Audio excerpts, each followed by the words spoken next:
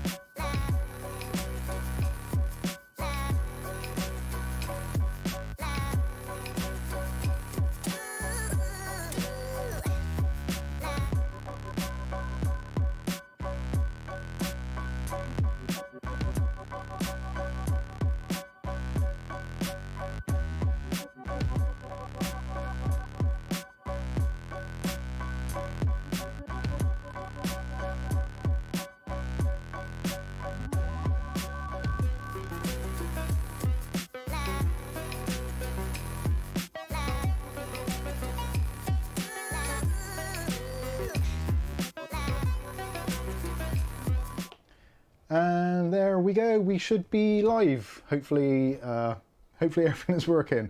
Hi, it's Mike here from Mike's Unboxing Reviews and How To. If you're new here, hi, welcome to the channel and welcome to the live stream. What day is it? Saturday the 9th of October 2021, inching ever and ever closer to Christmas. I still miss summer. I know I say it every time. Where is summer? Can we please have a Indian summer, as they so call it for some reason? I don't know why they call it that. Why do they call it an Indian summer? Is it because it's summertime in India now? I don't know. I haven't got a clue. Geography wasn't my strong point. Mr. Brewer would definitely agree with that statement. I was useless, it really was. Anyway, that's enough messing around. So tonight's stream we'll be talking about the hellish week that some of us have had, me included. We've obviously had some pretty big things going on this week in terms of technology. We have had, like it or loathe it, we have had the final release of Windows 11. So we'll definitely be talking about that today, talking about pros, cons, things that you've had happen to you. Have you installed it? Are you enjoying it? Do you like the experience? Do you think it's any better than Windows 10? Do you think it's any worse than Windows 10? What are your thoughts? What are your opinions? I'm actually genuinely interested to know. For me as a creator, it actually does make a lot of sense to take on board what you lot are thinking. Ultimately, we make content which is for viewers. Obviously, we do like to encourage new viewers, but we do like to remain faithful to the ones we've already got. Those that have been with us pretty much from the beginning. We don't want to be making content which is not relevant or not interesting or basically just pisses you off. That's the last thing we want to do. So let us know what you think about Windows 10 and Windows 11, whether you're making the switch, whether you want to make the switch, whether you're possibly hesitant about making the switch. I know there's going to be a lot of people out there extremely happy with Windows 10. They use it as their daily, got it set up exactly how they want it to be. So you've got no interest in Windows 11 whatsoever. But maybe the constant bombardment from Windows Nagware telling you that, well, Windows 11 is available for your device should you wish to choose it. I think at the moment a lot of people probably won't be upgrading to Windows 11. There will be those that will force the upgrade, such as me, which I've done this week, force an upgrade onto my little ITX box. But for a lot of people, you're just going to get the Nagware in Windows Update saying that your device is absolutely fine for running Windows 11, and you'll be notified when it's actually available for your device. So at the moment, there's very much a kind of a middle ground. I don't know what the figures are for people actually adopting Windows 11 already. I know there is quite a large community of people, especially in the Windows Insider community, which have obviously installed the new operating system to give it a test run, see how it is. Me being one of them, but I still think Windows 10 has a lot to offer in terms of that kind of that feel-good factor. It's quite nice to be able to get home, turn on your PC, do something quickly on your PC and actually know exactly where to go, how to do it, and just get the job done. When you introduce a new operating system, you've got new icons, you've got new ways of doing things, a new layout. Some things are hidden in slightly different menu areas, all that kind of stuff, which does take a bit of muscle memory to get used to it. And for those of you that got more than one system, if you're like me and you're juggling between Windows 10 and Windows 11, sometimes it does get a little bit frustrating, but actually not too bad. Just the odd thing where you're like, oh God, why couldn't it be easier? No doubt it will be as time goes on. If enough of us give feedback to Sir William of Gates and tell him what to do, well, obviously a lot of people do tell Bill Gates what to do, but that's another story altogether. If we shout loud enough to Microsoft, possibly, maybe, there's a slight chance that they might just change things a little bit to make our lives a little bit easier and a little bit more Windows 10-esque. So that is it, Windows 10, Windows 11. I'm going to look through the chat in a minute and see what your comments and questions are. I'm sure there's going to be a ton of you with comments, questions, problems, issues.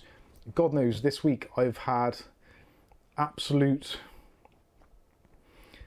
I wouldn't say hair-pulling moments, because obviously I've not got a lot of hair, but there has been those kind of moments where I've been like, oh God, why? Just why? And that's just with one basic Windows 11 install, which should have been absolutely easy, but turned out to be a real pain in the backside for various reasons, which I'll probably go into later. I'll probably have a little bit of a rant, because it was one of those stupid tasks which should have been, in theory, so easy to do, and years ago actually probably would have been. But now, with the complications that we've got, that we've kind of introduced for ourselves as well to some extent, it's just, yeah, doing a simple upgrade is no longer just a simple upgrade, or at least not always. Anyway, so there is that as well. Obviously, we do have the obvious thing, which is a lot of people have been rooting for and waiting for, is Far Cry 6. Now, for some of you, you probably go, oh God, Far Cry 6 games. Blah. But I, for one, actually really enjoyed the Far Cry series. 2 I never got into, and I think I only installed it very briefly and never got into it. Far Cry 1, probably a little bit less. I don't think I was that interested in Far Cry the original, but certainly 3, 4, 5, 5+1, or New Dawn as it was known, and also Far Cry 6 have all been, give or take, actually very good experiences, and I've put a ton of hours into them. Far Cry 3, I hate to even imagine how many hours I put into that game, doing all the side quests, redoing all of the compounds, like overtaking the compounds, that sort of stuff. I even got to the end of the game and then reset all the compounds to go through and do it all again. So yeah, that was a game that I spent a lot of time in. And Far Cry 4 probably a similar kind of time as well. Far Cry 5, maybe a little bit less because I've been busier. Far Cry New Dawn, similar sort of thing. It was okay, but it seemed very repetitive. That is something that Far Cry games are seeming to be. I don't know if you will agree or not. Far Cry games have got to be the point now where there's a storyline, and it's relatively a good storyline. I'll try not to spoil Far Cry 6 too much for those of you that haven't played it or haven't played a great deal of it. Spoiler alert for everybody, we'll make it very clear. I'll put it in the comments, and I'll also put it in the video description. We will be discussing Far Cry 6. I will be talking about it. There may well be elements of it in the chat as well also. So if you don't want to have any spoilers for Far Cry 6 at all, close your ears and eyes and don't read the screen, which you probably can't if you close your eyes, but you know what I mean. There will be spoilers, so don't be upset if something is mentioned which gives away certain plot lines or elements of Far Cry 6. There, you have been warned. So yes, what was I going to say? Yes, the element of gameplay in Far Cry 3, the story I found personally to be particularly engaging. I really did enjoy the storyline. The story mode was excellent. And I think a lot of it came down to the actual character acting. Now, the guy who played, was it Zaz? I'm not sure what the guy's name was now in Far Cry 3, the bad guy. He was actually a well-known actor, which has also appeared in Breaking Bad and also Better Call Saul. Fantastic actor, and he put so much character into that game that even though you were battling against him all the time, it was always good to see him return. And the storyline in itself, it made sense. A group of people went away on a holiday, they got attacked by people on the island, and it was basically one man's quest to redeem them and save them, etc., and take back the island, so to speak. I won't give too much away, but yeah, you get the general idea. It's obviously a good versus bad. But there was a few twists and turns in the storyline as it went along, and there was a few trippy sequences which actually were very enjoyable. Enjoyed those a great deal. It was just a fun time as well. So you had elements of the graphics being amazing for the time. You had a really great storyline. You had excellent character acting. The sound, the music, all done extremely well. So it was an extremely enjoyable game. And Far Cry 4 took on a lot of that and increased it, made a slightly bigger world and gave new elements that were things like flying and all that kind of stuff. So Far Cry 4, again, was a very, very strong contender. Far Cry 5 was an interesting story and it took it a little bit more back to its basics and more semi-realistic. New Dawn, possibly less so. Far Cry 6, so far, I'm not entirely convinced. They've clearly spent an absolute ton of money getting the lead actor to play the bad guy, but I don't know why. But I just don't feel that same connection with the game. Now, whether it's because I've not spent long enough in it at the moment, I'm probably only 3, maybe 4 hours into it, and I've done a few tasks, a few quests, and it's starting to feel very repetitive already. Now, the action is good. I wouldn't say it's quite as slick as Far Cry 5. I think the aiming system and all that kind of stuff was pretty much nailed in Far Cry 5. And I think Far Cry 6, I don't know why, for me at the moment, it just doesn't feel quite as polished. Which could be down to updates. We did have that with Far Cry 5. There was a few updates and it did improve the game performance, reliability, crashing, etc, etc.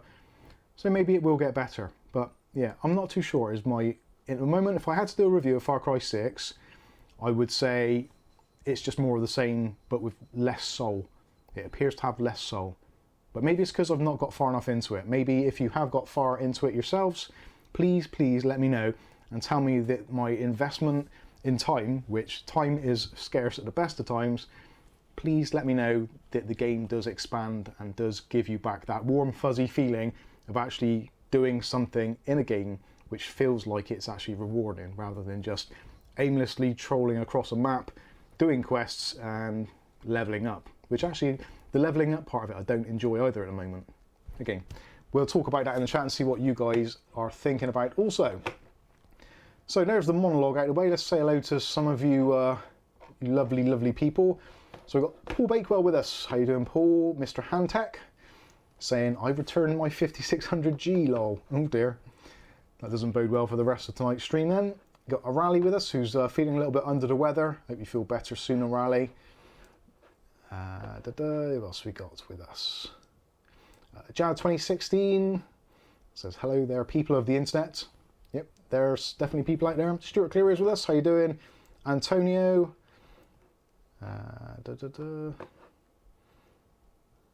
Antonio's got a quick question.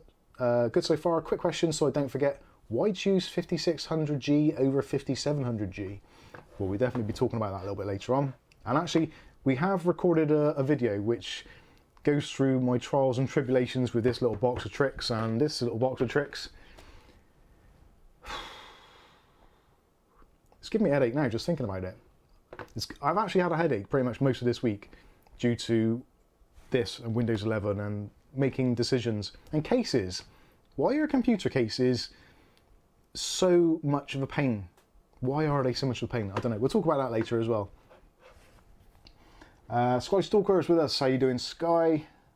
Good to see you in the chat. And Ugly Bob, if you're watching, which I'm not sure if you will be because you're doing other things, but hello anyway. Jad 2016 is bored, nothing to do. Yeah, there's been a lot of that. I wish I had time to be bored. I said that to somebody the other day. Who did I say that to? I think I said it in the Discord chat. I said, I wish I had enough time to actually be bored. That would be great. Not enough hours in the day. Yeah, there isn't enough hours. I wish we could have a 25-hour day. That would make a lot more sense. I could get an extra hour's work of done. Work of done? That's not English. I could get an extra hour's work done if we had a 25-hour day. It's like slicing the pizza. I love that meme about the pizza.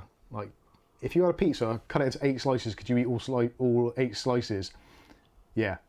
What about if I cut it into 6? Oh no, that's just way too much. It's too big. That's going to be 12, wouldn't it? 12, yeah, it was 12 versus 8 or something. Ridiculous. Anyway, Totally wrong. Nick Barnes says, even though sadly have to chaperone daughter and a friend home from a local 13 party. We'll catch up later. Have a good night, Mike and Kath. Who else we got? The Giant Killer says hello. How you doing? Scroll down through. Aletta's with us. Hope you're feeling better, Aletta. Oh, that rhymed. And Dutch Jan says ho hoy everybody. How you doing, Dutch Jan? Ivory Wolfman. Captain Rovius. Jamie352, how you doing? Mark Berry as well. The Giant Killer says, I'm interested in hearing about the 5600G because I'm doing a build for my mother and she doesn't require a dedicated graphics card and doesn't really gain much. As a very quick spoiler, the 5600G in its proper niche is absolutely amazing. There's reasons why you should buy one and there's reasons why you shouldn't buy one. It's not a simple straight cut answer as possibly there would have been with something like the 2200G or the 3200G when that came out. And it all comes down to price, ultimately. But we'll talk about that in more depth a little bit later. You didn't say hello to the Fandy. A Fandy? I didn't see that. This stupid screen is, it's got all different colours on it and I'm a bit colourblind, I think. Digital Demonic Davros is with us as well.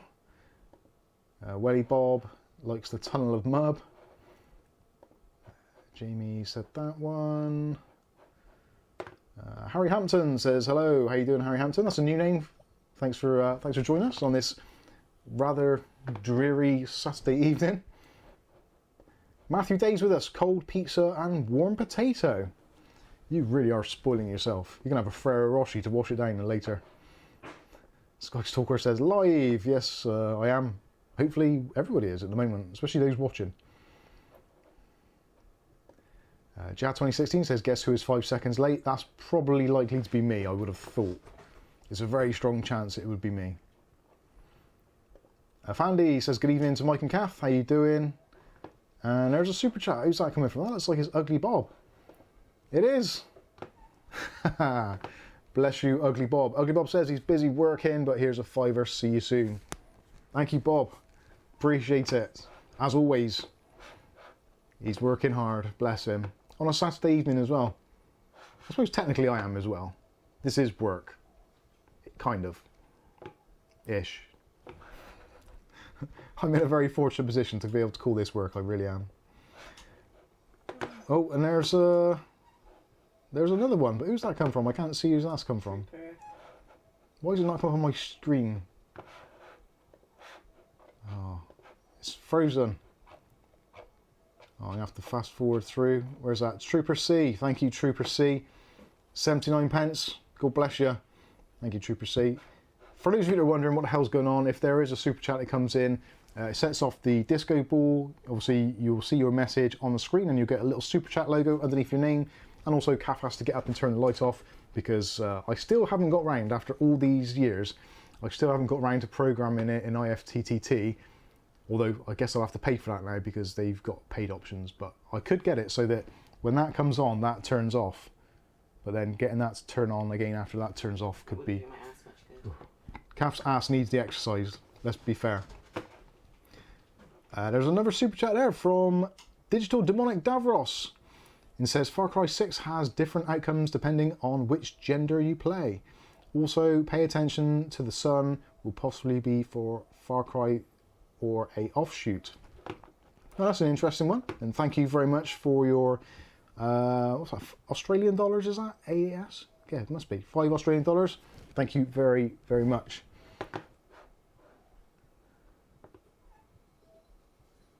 Craig Leal says, it's more fun to do super chats when he's building a PC.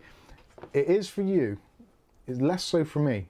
It's more financially rewarding for me, but it is somewhat of a hindrance. Anyway, I'll have to have a beer. Right, where did I get to? Oh, Digital Demonic Davros says it was Vass. Sorry, yes, Vass, that's one. While Bill says Mike has lost his razor. I have, it's been...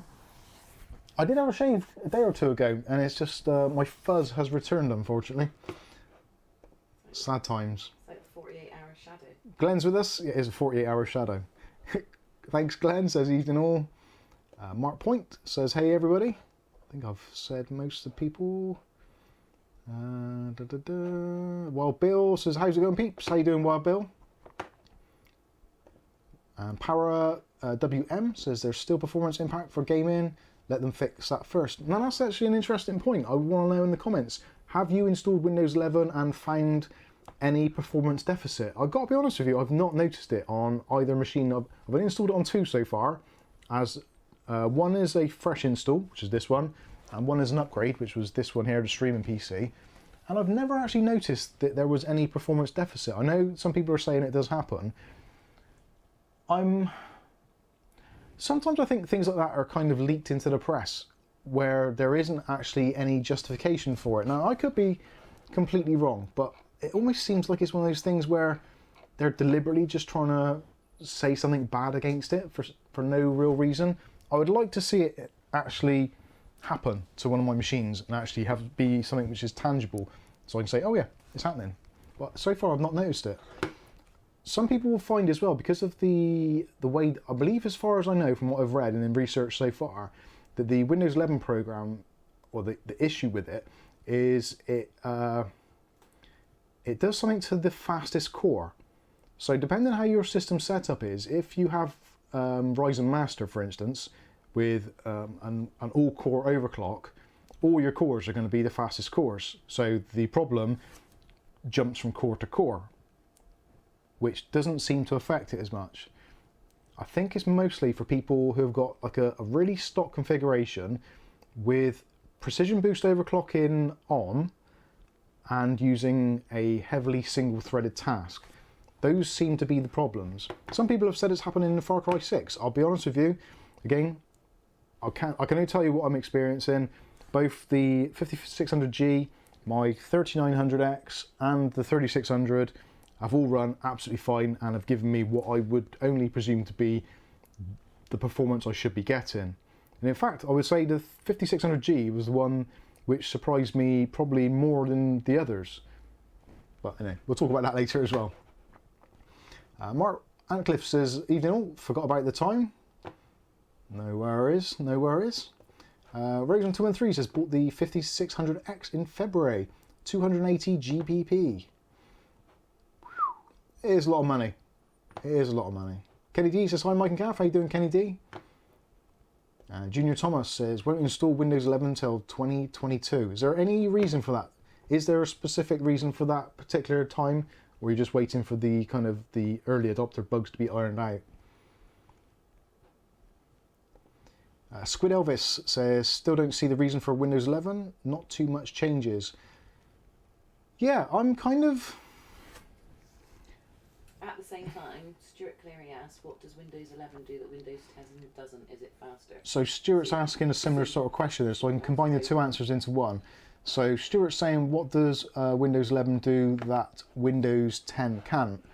To be honest with you, there's probably, well, as it stands at this present moment in time, nothing. They're essentially the same operating system, just a slightly different skin on it.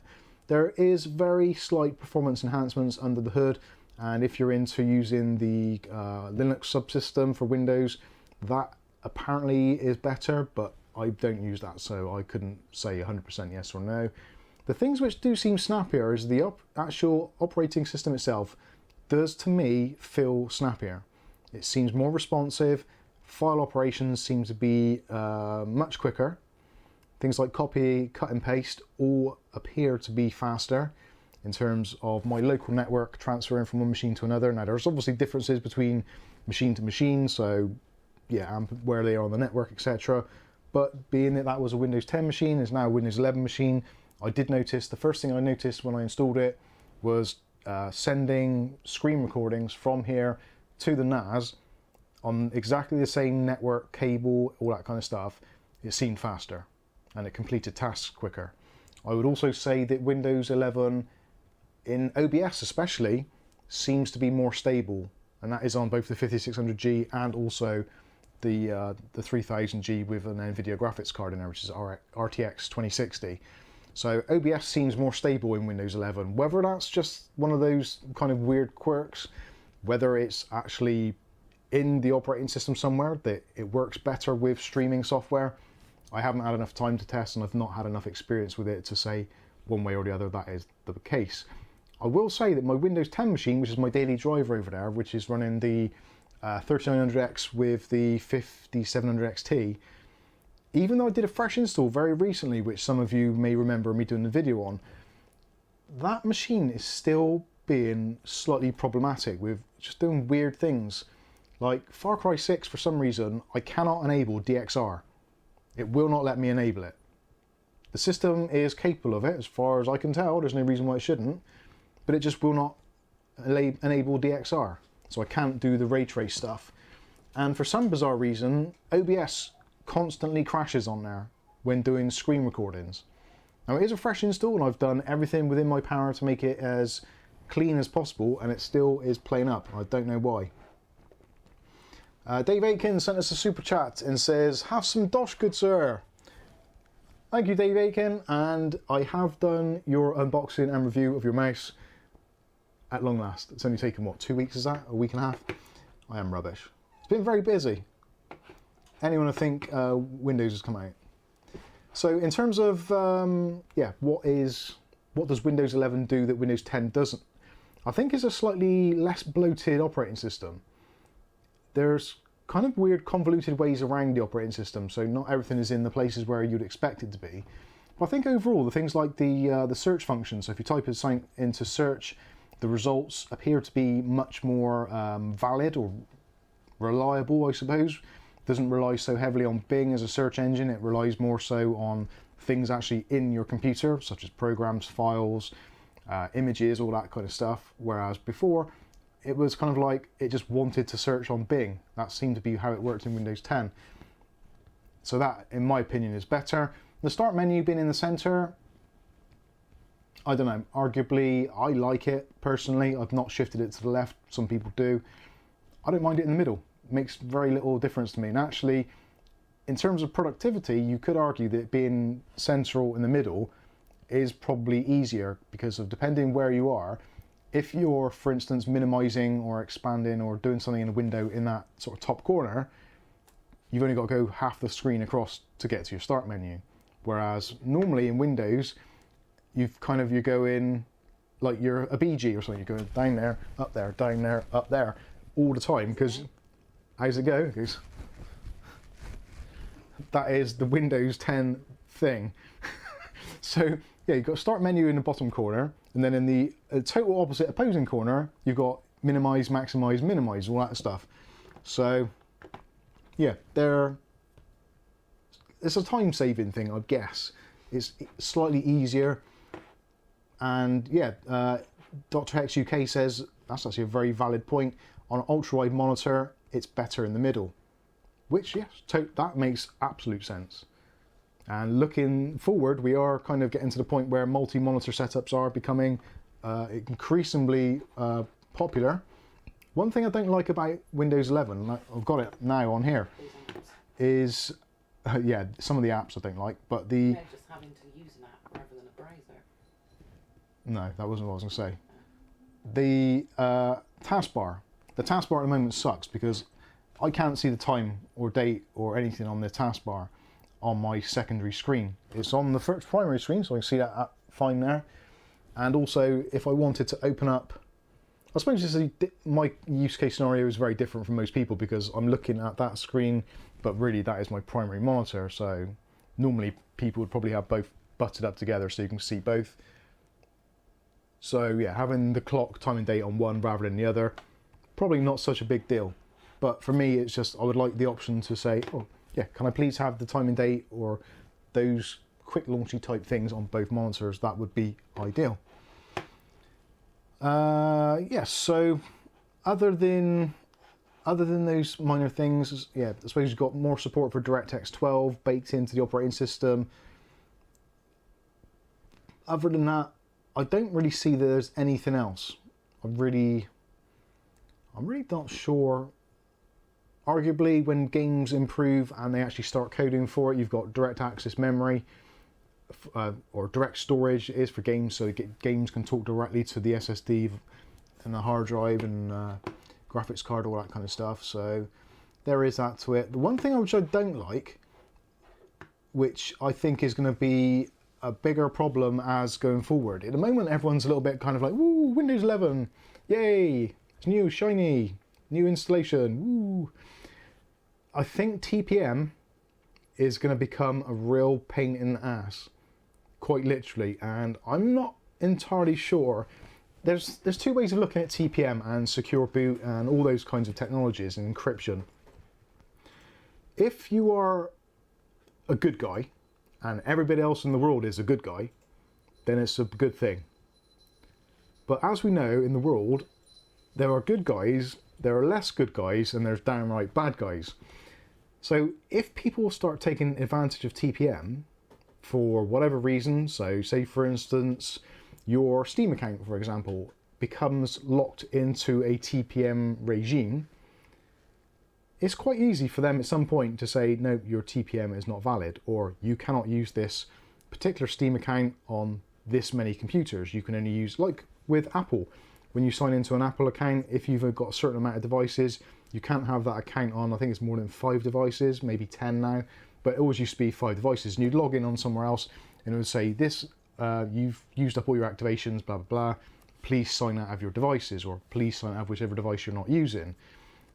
In the modern connected world, where some of us have got smartphone, tablet, PC, laptop, maybe another's PC, it's quite easy to build up quite a few machines, and I know that the TPM could, at some point, restrict how many times you can install software, much like Adobe does at the moment. If you buy an Adobe license and you want to use Adobe as an individual on more than 2 PCs, you can't. You've got to sign out of one of the PCs, which is a real pain in the ass. So if I've got Adobe Premiere on my PC there, I've got it on Cap's PC, so depending on which PC I want to work at, I can use. I then can't install it on another PC or my laptop, so without having to log out of a device and go through all the 2-step authentication. So TPM could potentially be the downfall of flexibility, I would say. And also the right to repair, because if you buy a laptop or a desktop and it's got TPM installed and BitLockers and turned on from default, and you don't know about it and you're going on your merry way, you've got all your banking apps installed on your laptop, all the stuff, and for some reason you drop your laptop and it gets broken and you need a new motherboard or you need a new processor or whatever. If you don't have the TPM information to hand and the backup keys and all that kind of stuff for your security, that's it. Your data is encrypted and locked away. You will not get access to it again. And for some people, until that actually happens, it's going to be one of those things that people go, oh yeah, whatever, yeah, encryption, yeah, not bothered, it's fine. But when it actually happens and you don't have your data anymore, then you'll be like, well, why didn't someone shout louder about this? This is ridiculous. Why is it happening? And it's happening because we're kind of letting it happen. I think as a PC community and people that enjoy technology and the flexibility that allows, I think having TPM is going to be something which is going to be a real pain in the ass. And I would guarantee of the many people that are watching this video now, percentage-wise, I would imagine there's going to be a relatively high percentage of you which are either going to have to be the technical support, or possibly you are the victim of TPM ruining your life for a long time. Yes, Kath? Ira Wolfman. Irie Wolfman. And he's also said, previous to that it can block your games if you cheat or anything. Yeah, that's a good point by Irie Wolfman, saying that EA block you. Potentially, TPM could be a new way of blocking people. TPM could be the new anti-piracy thing. It could quite easily be that. In some respects, it's a good thing. Like I said before, if everyone's playing on the same level playing field, it's great. But say, for instance, should the unthinkable happen and someone like Twitch gets hacked, oh, they did. If someone gets access to all that information, or the TPM keys or encryption keys or whatever, and they decide to either A, distribute them on the internet, or B, delete them, which is possibly even worse, when you try to log into your online services, which will eventually be TPM controlled, which is probably where they're going with this, that is it. And also, if TPM gets to the point where it is controlled by a digital handshake somewhere else on the internet, which is unlikely because it works on a hardware basis on a motherboard, but potentially it could do, it can be expanded if you don't have your internet connection, which does happen. If you're working away and you've got your laptop and you're trying to do something important work-wise, or you want to access some information, or you want to print off your travel passes or show somebody a QR code, and you can't get on the internet and you can't get access to any of your stuff, what do you do? Or is the hotel manager going to say, that's fine, yeah, go ahead, here's the keys to your room, go on up, don't worry about it, it's absolutely fine? No. Use cash. They're not. They're going to say, get out of here, or get yourself some internet connection, I need the QR code, I can't scan you in, or I can't check you in, you can't get on your flight, whatever. Potentially it is going to be a bad thing. And in the moment, as it seems, I can't see that there's going to be an easy way around it. There is obviously a way at the moment. There is a dodgy little patch you can use to install Windows 11 without TPM. But no doubt, every time there's going to be a Windows update or a feature update, they're going to bypass that and they're going to overwrite the files. So it's going to be an endless thing of cat and mouse where they update something, you remove it, they update something, you remove it. And it's just a pain in the ass, it really is. Now, I'm not saying this is a bad thing about Windows 11, because TPM and encryption and BitLocker has existed in Windows since Windows 7. It's just, it's never been fully enforced, and it's only really been some of the larger OEMs which have installed BitLocker and stuff like that from day one. Microsoft being one of those key people. Thank you, I'll take a breath there. Glenn has sent us 420 for blazing monies. Thank you, Glenn. And Kath's ass is, well, mostly grateful. Her legs aren't, but her ass will be. Thank you very much. Dr. Hex UK says, I do think you misunderstand the function of TPM. I probably do. I do not know the entire ins and outs of it. I know what it does, and I know how it works, and I know what the intended principles of it are, but intended principles are always something which people can latch onto and make use of other elements of that kind of the way that interacts with the system. So at the moment, I did a video to, when was it? What day is it today? Saturday. I did a video yesterday, actually with TPM on this machine, and it got to the point where, because we were changing stuff in there, I could not access the hard drive. The hard drive was completely blocked. I could not use it. The system would not even recognize that the drive was physically installed in there due to TPM blocking my data.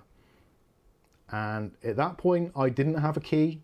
I didn't make a backup of my encryption key, which is, yeah, probably is my fault. But I imagine me being moderately knowledgeable about how systems work, but not really caring, which is probably worse than actually knowing a little bit, is not caring. Potentially, if there was really stuff on there which I could not live without, or didn't have a backup of, that would be bad. And potentially that drive is kind of useless. So not only is it e-waste, it's a waste of money, and massive waste of resources for actually having to replace it and reinstall it, and potentially losing data, which is, yeah, not good. And Wolfman's chair just broke. oh dear. Ira Wolfman's chair just broke. Oh dear, that's not good. Dr. X UK says, did you BitLocker it? No, I didn't. It was not BitLockered. All I had was TPM enabled on Windows 10. BitLocker was not done, but the system, the BIOS, at a BIOS level, would not let me access that drive. And I've got it on video to show what you can do. I had to end up erasing the drive in its entirety and deleting all TPM keys. So if there was anything on that drive that I needed, I would have been screwed. Usama says, how you doing? Says, if I delete NCAP from my PC from registry, would that affect my connection to the internet? NPCAP. That rings a bell. I'm not entirely sure. I'll be honest with you. I cannot remember what it is for. NPCAP. It's something to do with network protocols, I think. But I'm not entirely sure. I wouldn't like to say for definite. Maybe ask the question on Discord, or if someone else in the comments knows, then please let me know. Dave Price says, Windows 11 is bloated and slow. My desktop beast has all rec for Microsoft. I don't quite understand that, but Windows 11 bloated and slow. Now that is the one thing that I've not found. Windows 11, if anything, installs far less of the additional kind of apps. I think all I had to get rid of, or I didn't have to, but I chose to, was Spotify, the Dolby Labs one. What else was there? And TikTok. I think that was the 3 apps that were pre-installed, which I got rid of, which were already, which I wouldn't use. But Guido65 says, wouldn't these issues be enough to wait for bugs, etc., to be sorted before installing? What bugs? I don't think there's really. Where are we? Let's see. I'm not trying to find the question or where that goes back to. Ira Wolfman says Windows 11 supports Android. That is going to be something which there will be people that will be interested in that. Again, I think if you think of TPM, the encryption and the way it works, it's almost like using your mobile phone when you use things like two-factor authentication, and it uses your phone to kind of say, yes, this is definitely who I am because my phone number and the installation ID on this app is me and only me, so people find that hard to replicate. You've also used your fingerprint or your Face ID to unlock the app, so it just gives you these extra levels of security. So TPM is kind of working in that way and can work in conjunction with those things as well. So you can have Microsoft Hello, I believe, and the fingerprint ID to work in tandem with TPM on some devices. I think. I might not be entirely true on there. But my thoughts are, again, going back to what I said about mobile phones, the way that a phone is basically linked to you as a biometric thing, via your face, your fingerprint, or whatever, by adding Android support into Windows 11, more so, and my thoughts are that the two are slowly becoming one. Now, obviously, Microsoft failed miserably in terms of sales and uptake for the Windows Phone, which I actually enjoyed. I thought it was a really good device and it worked particularly well, and I like Windows, so I am kind of biased in that respect. But it was nice that Windows 11 or Windows 10 Phone, or Windows Phone, did work very well with Windows. The two worked nicely together, and being that it appears, obviously, Microsoft have got an investment in Android. and Google have got an investment in Microsoft.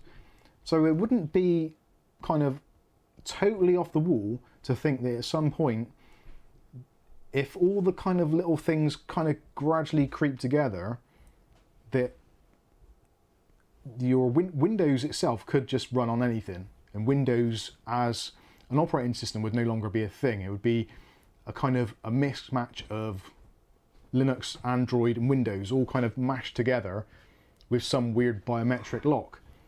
And I know it sounds a little bit dystopian, but I don't think it's that far away. I really don't. The way that technology is progressing, they're throwing all these new things, again, Windows Hello, the Face ID, finger unlock, TPM, all these different security measures. They got to be heading somewhere, because they're not clearly doing it for our own good. Because they don't, there's no point. Why would they do it for our own good? Especially when there's companies like Norton, McAfee, Kaspersky, Avast, all those kinds of things who make antivirus software. And clearly, like, they must know what is going on in the world. And Microsoft are reluctant to patch anything first time properly. And it's always as if it's like, oh yeah, well, we know this is going to happen, we know this is wide open, but well, there's only going to be a small amount of people affected, so the money to actually fix it costs more than what it does to kind of just wave it under the carpet. We're not going to lose revenue because Windows is such a massive thing. Same for Android. Android have got, what, something like crazy, like 80% of the market share. They know it's basically just full of holes, but it's like, well, okay, yeah, maybe a few thousand people will be affected, but there's 80% of the world using Android, so do we recall that? Do we patch it? No, there's no point. And that's the way it's going. Security on digital devices is getting worse and worse. Look at Amazon. Obviously, Amazon owned Twitch. Twitch was seemingly hacked to pieces, and what was it, like 240 terabytes of data or gigabytes of data, all leaked, showing basically what Twitch streamers earn and various other things. Now they're saying that it appears that the hashed passwords were still hashed, and there's no credit card details at the moment that they say have been obviously exposed to the wild. Usernames and passwords appear to be protected, so possibly usernames might be in there somewhere, but without a password it's kind of useless anyway. But if a company like Amazon, who obviously own Amazon Web Services, which is deemed to be relatively secure, and again, they work in conjunction with Microsoft and others to secure their platforms, if they get hacked, then God knows what can happen to the rest of us. There's a lot of things going on. And Fred comes up. Now, this is something that people always say to all the time. Mike, it sounds like a time to switch to Linux. And it isn't. It's very much like that parliamentary thing, like going from Conservative to Republican and Labour to Tory in the UK, etc., around the world. Linux is no better than Windows. It isn't inherently more secure, it's just people don't target it because there's a much smaller user base. Why bother targeting a very tiny puddle when you've got a whole ocean of users? Because none of them are inherently more secure. Now, you may have your own distribution of Linux, which you've patched to the eyeballs, you've added security levels, you've got this, that and the other, and you're behind a firewall and all this kind of stuff. Great, fantastic. For you, that is awesome.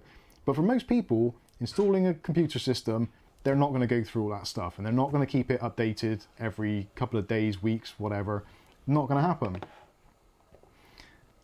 Stuart Cleary says, Bevy Dosh. Thank you, Stuart. Kath is currently boiling the kettle, so she is adjacent to the room and absent from her post, so she will be demoted. Thank you very much. Did you hear that? Kath shouted sorry. That's actual sorry.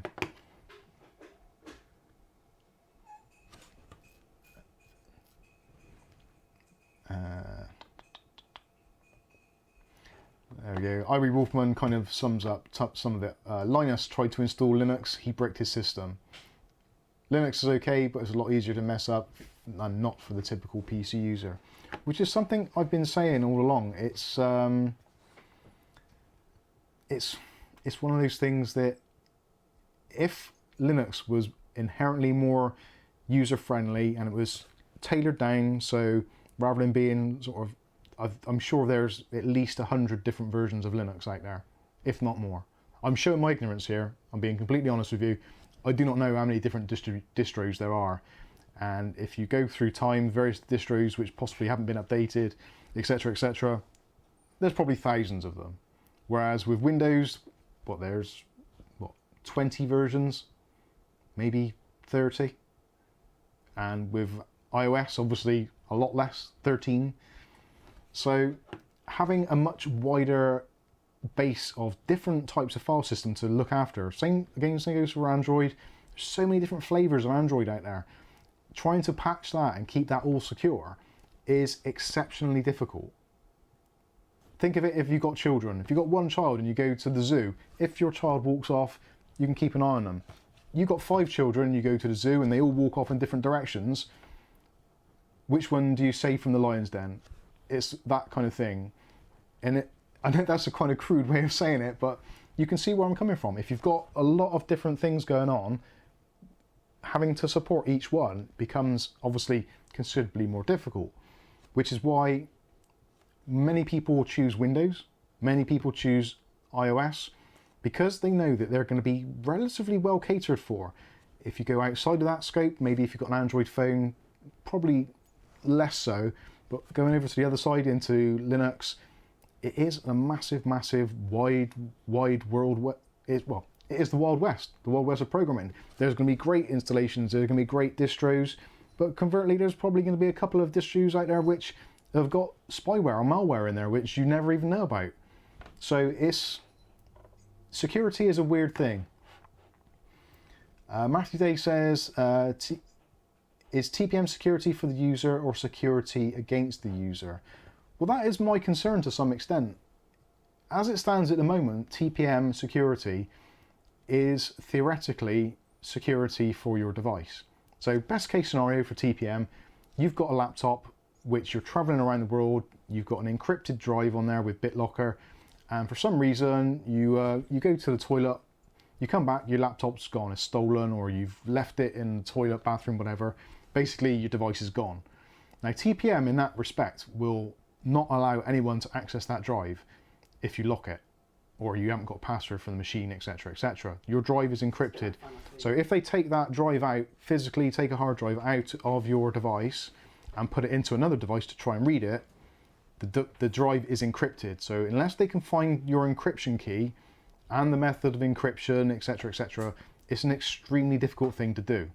So very much like Find My Phone on iOS devices, if you enable it, you can decrypt the drive, so the phone, so that if anyone gets it or gets into it, they can't access any of the data.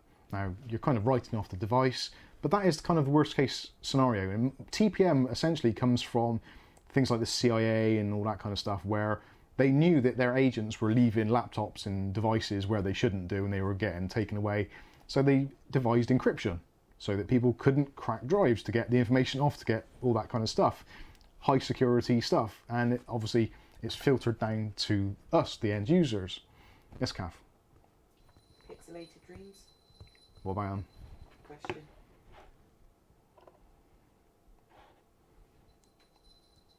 Okay, I'll have to have a look at that in a second. Let's just finish off this thought. So yeah, TPM as it stands in theory makes a lot of sense for security for devices which could get stolen. For a desktop PC, for most people at home, I think it makes a lot less sense. And if anything, it's very restrictive. Now, yes, obviously someone could break into your home, steal your computer, and try and sell it down at cash converters or something. Potentially it could have all your data on there if you can get into it. Yeah. You can see where I'm coming from. So having that level of encryption is a good thing. And it means that if someone takes a drive out, they can't get data off it. So I totally understand that. But on the flip side, unless you have all those variables and you know the keys, security keys, etc., if the end user, say for instance me, like I did with this machine, I just wanted to swap out a processor, which the TPM is actually in the processor on this rather than the motherboard, it potentially could be completely frustrating for someone not being able to access their drive which they had all their stuff in. It kind of made me think back to the good old days of like Windows 7, where you could pretty much take a hard drive out, stick it into anything, put it in safe mode, and you're up and running. Whereas with that, you couldn't even get past the BIOS screen virtually. So yeah, I've got concerns about TPM and its enforced usage. I think for some people, definitely yes, it makes sense, like I said, but to actually enforce it to install Windows 11, I think is a very bad idea and is a disaster waiting to happen for a lot of people. Pixelated Dreams has asked a question, which I should answer. It's on the screen actually. I have a question. The PC on the back shelf, how do the 3 fans on the back of the case help with cooling? I'm only familiar with traditional fans on the front. Well, there's 9 fans in there. So you've got 3 on the bottom, which are pulling cool air in. You've got the 3 on the side, which are attached to the radiator, which is pushing air out. And you've got 3 on the top, which are pushing air out also. So it's currently in a negative configuration, as in air pressure wise. Now on the back here, there's a massive vent there. So that is pulling in, at the moment, cold air into the area where the VRMs are, and also the block for the cooler, and to some extent the back of the graphics card. So I've deliberately set it to a negative pressure, so the AIO on the side gets pretty much not the best possible solution, but it does quite well, because it's pulling the cool air from the bottom, which naturally rises. It's also rising into the path of the graphics card, so it keeps that cool. And yeah, it's not ideal.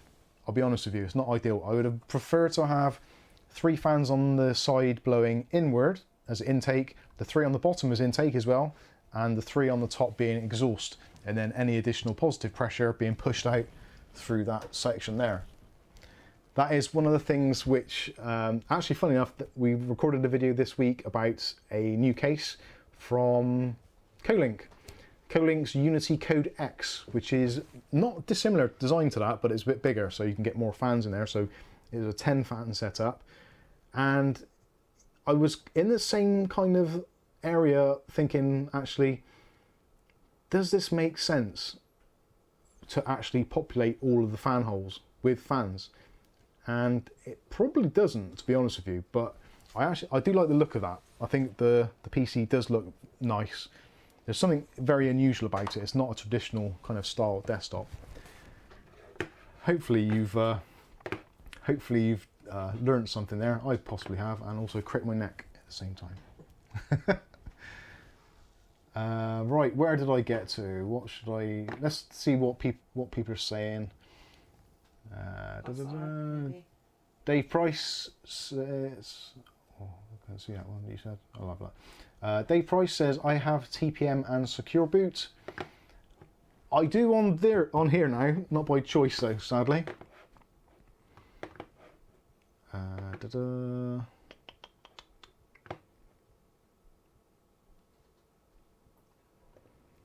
Okay. Matthew Day says, MP-cap seems to be a packet capture tool. Better to use and uninstall if it has one.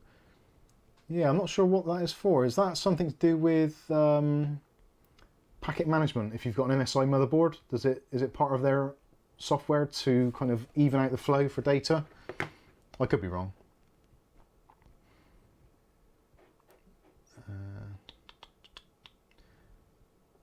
Where are we?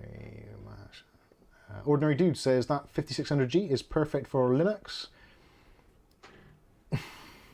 I'm not going to get into the Linux debate on ITX machines. I could do, well, no, I shouldn't do. It's yes. No, I'm not going to go there. William Bodie says, yes, made it. Moin from North Germany. How you doing from North Germany? Linux users are unlikely to install a virus. A Windows person is likely to click on that email. I don't know, I would say it's an equal thing, because if you're using, well, let's take the argument being that Linux is a good replacement for Windows. So if we're saying that Linux is a good replacement for Windows and you're using Outlook or a derivative of Outlook or webmail, if you're using a webmail in a browser, the user is just as likely to click on an email link in Windows as they are in Linux. Now the Linux user is unlikely to have the payload to execute itself. So depending on the file systems, etc., etc., the Linux system is inherently more secure in that respect, as in clicking on links. But that is only because they're not targeted. So as soon as Linux gets a better install base, then definitely there will be people that will send out emails to everybody that include Linux coding or stuff which can bypass Linux security. It's only a matter of time, it will happen. And it's like everyone used to say the same about the Macintosh. Oh, that's fine, yeah, I don't even run antivirus on my machine because it's a Mac. And even this week I've had 2 emails from people that I know are Mac users who have obviously been compromised on their systems, and it's the usual emails that I get every now and then from those exact same people because they've been compromised and it's just flooded their inbox with a link. So it's not inherently the operating system. I guess it is to some extent. It's more to do with users and user awareness. If you clicked on something and you haven't got any antivirus on your machine at all, then yeah, that is entirely your fault. And if you go on then to infect other people, you're a bad person. And they call those PCs zombie PCs because they are just zombies waiting to spread infection to the next PC. It happens a lot. So if you are someone who is running iOS, using Linux or something, if you're doing either of those and you don't have some form of antivirus either baked into the operating system or that you've installed yourself, then you're just as bad, because your machine could quite easily become infected. You might not even know about it, and then you're then infecting other people. And in fact, actually, one of the people that I had the email from this week, which I just deleted anyway, the last time it happened, we were working together, and it's like, oh, you've been infected. And I was like, oh, have I? I know it is now. Gav's like, yeah, I know it is now. And I said, look, just bring your computer down and have a look at it. Brother. Yeah. And we did a scan on it, and it was absolutely littered with stuff. But yet the PC, the Mac, was running pretty much as normal. There was no obvious signs that it was infected. And he logged into everything, and it was working as it would. Not really any slower or anything. So you might not even know. You could be blissfully aware, running your Mac, running your Linux, until you actually do a scan, you don't even know if you're infected. And I would suggest that probably most people using Linux use something like Adware Cleaner and do a scan and see what you've got. I would imagine you've got something on there, especially if you don't have antivirus software installed. Dave Price says hardware is designed for Windows. It is, yeah. It's Mac. Sorry. Some stuff is designed for Macs, mostly by Apple. A lot of stuff is designed for iPhones by Apple and lots of other third parties. You only got to search Amazon for iPhone cable or iPhone case or whatever. Everyone wants to get involved with that.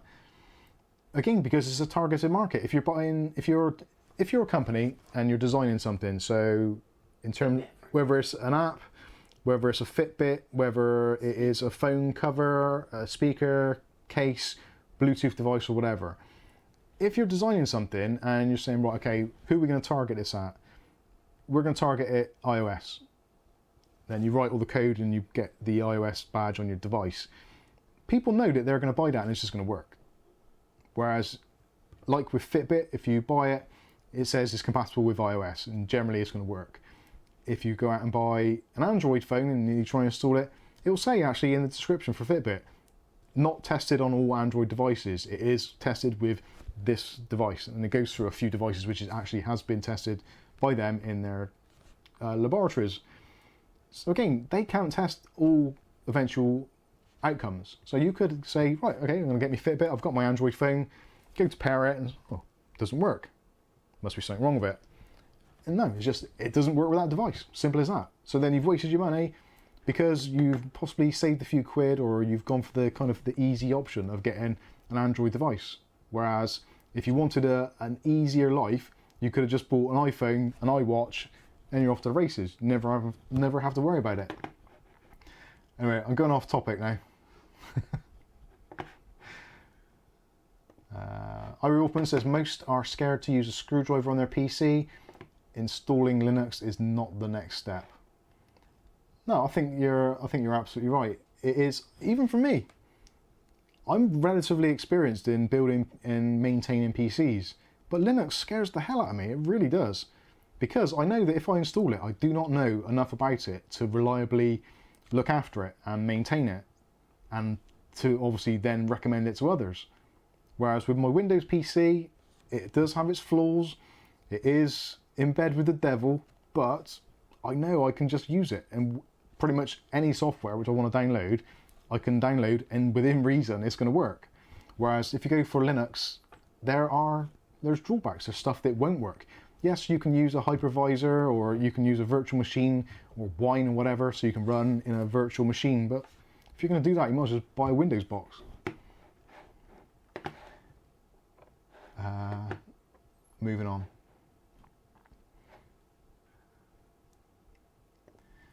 Craig Lill says, I never say that Linux is better than Windows, or Windows is better than Linux. I just say Linux is different than Windows, and I like differences. Go back up to this. Yeah, I think that is a fair point. Yeah, that's a very valid point. Not one of them is better than the other. It may be in certain instances, but there's never going to be a product which is better overall than every other thing that another opposing product will do. They always do something a little bit better, or normally. King Kazuna says, should I pair the 5600G with my 3600 Ti, as it's hard to find a 5600X? It depends what your ultimate goal is. I would say pairing a 5600G with a 3060 Ti is probably not a great idea. If you can't get a 5600X, can you get a 5700 or 5800 or something else? Can you play a little bit more? Or maybe go slightly older, maybe a 3700X might be a better option with that. The 5600G has a niche, and because of the onboard graphics, also the limitations in the PCI Express Gen 3 bus, which probably isn't a massive deal, but potentially it could be going further down the line. It is a cut down version of the 5600 in quite a few ways, so being that they cost roughly the same, I don't know.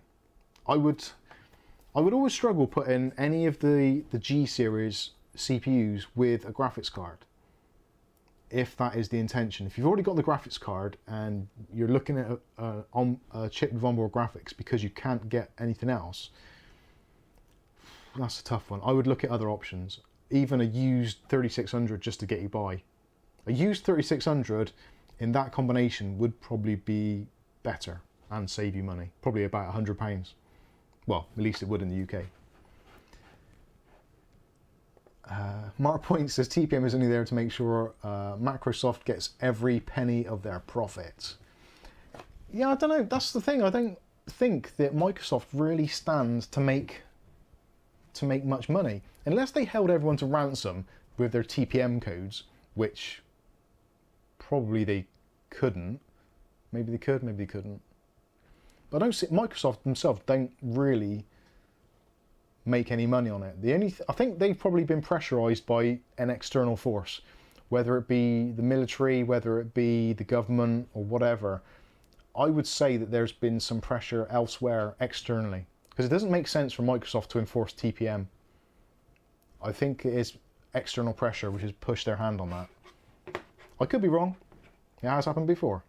It has. I have, yes. Rosen213 says you have more chance of being scammed on any OS than a virus. Yes, that is very true. That is extremely true.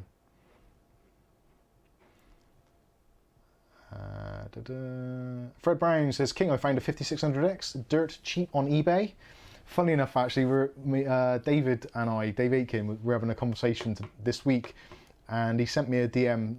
There was a link on Amazon for a seller who was selling ridiculously cheap graphics cards, and I mean like mental cheap. I think it was like a RTX 2080 Ti for like £280 or something, and it was like that's clearly a scam. They didn't have that many listed, and I think possibly Amazon were deleting them as quick as they could post them. But yeah, it was one of those things. If it's cheap, there's there's possibly a reason why.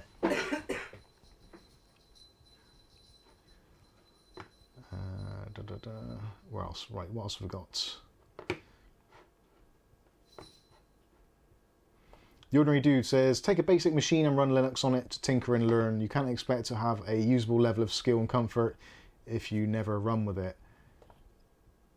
I do agree.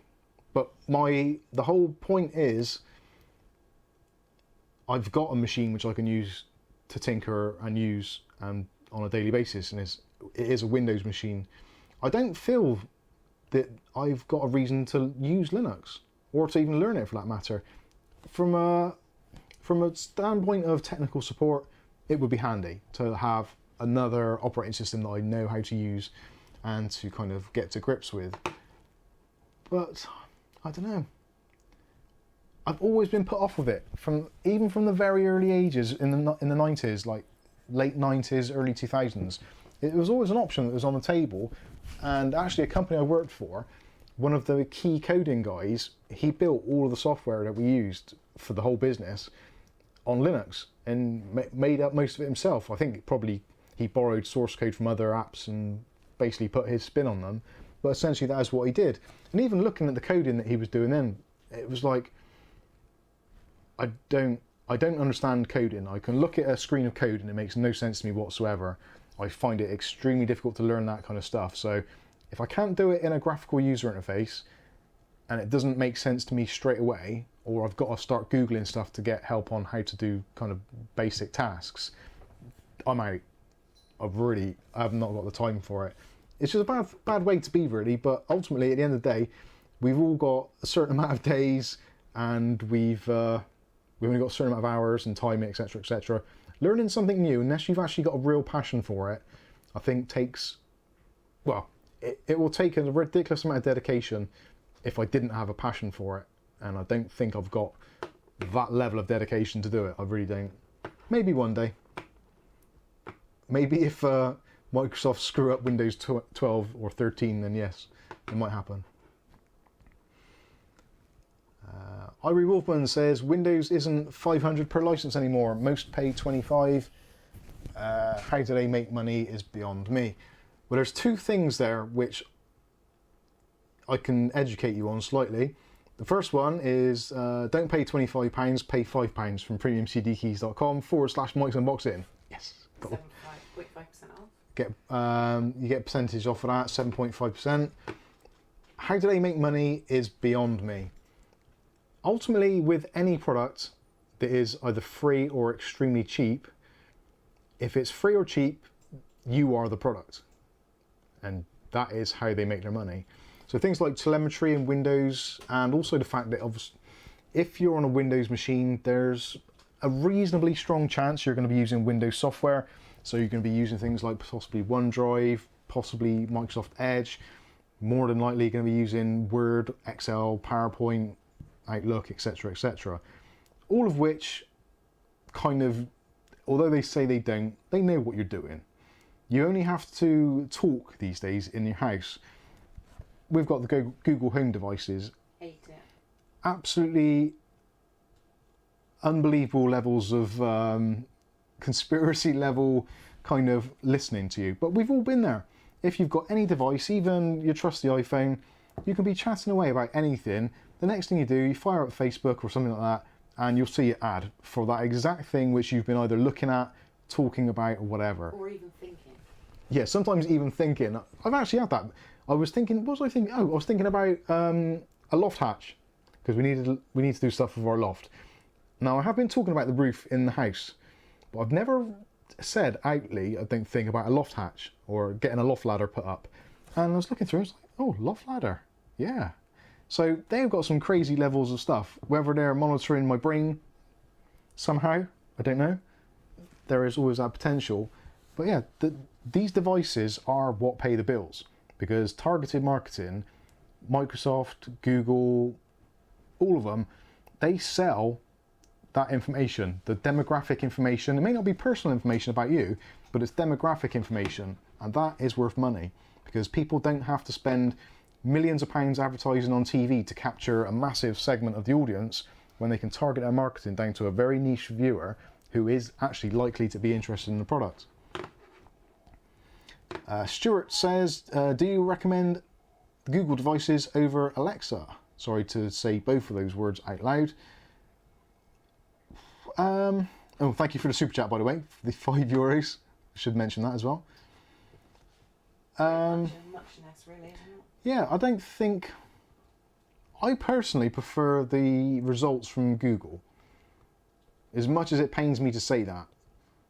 I don't like the way that Google kind of gets into your life in such a way, but the search results do appear to be, at least for me personally, appear to be far more accurate. I can ask the device many things and generally it'll come up with a relatively sensible answer.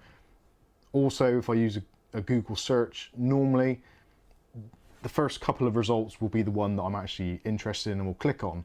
Whereas if I do the same thing in Edge, it's likely the first result is spyware. It's just insane how bad Microsoft are at Edge with their search algorithm. Like something simple, I've said this before and I'll say it again, it's unbelievable that Microsoft, a company which sells hardware and software and has got such reputation's the wrong word, but they want to be the kind of the central hub of the family and they want you to use all of their services. How can their search engine be so shit? I'm sorry to say it, but it is. It is absolutely horrendous. Even if I search for something really basic like hardware monitor, if I want to download hardware monitor, quite often when I build a PC, I do the install, do the chipset drivers, blah, blah, blah, blah, blah. Actually, chipset drivers, that's another one which has happened recently. I type in amd.com and it will take me to a sponsored site which isn't amd.com but looks like it, like a spoofed site. So that is like virus or spyware in the making, ready to happen. It's done the same with hardware monitor as well.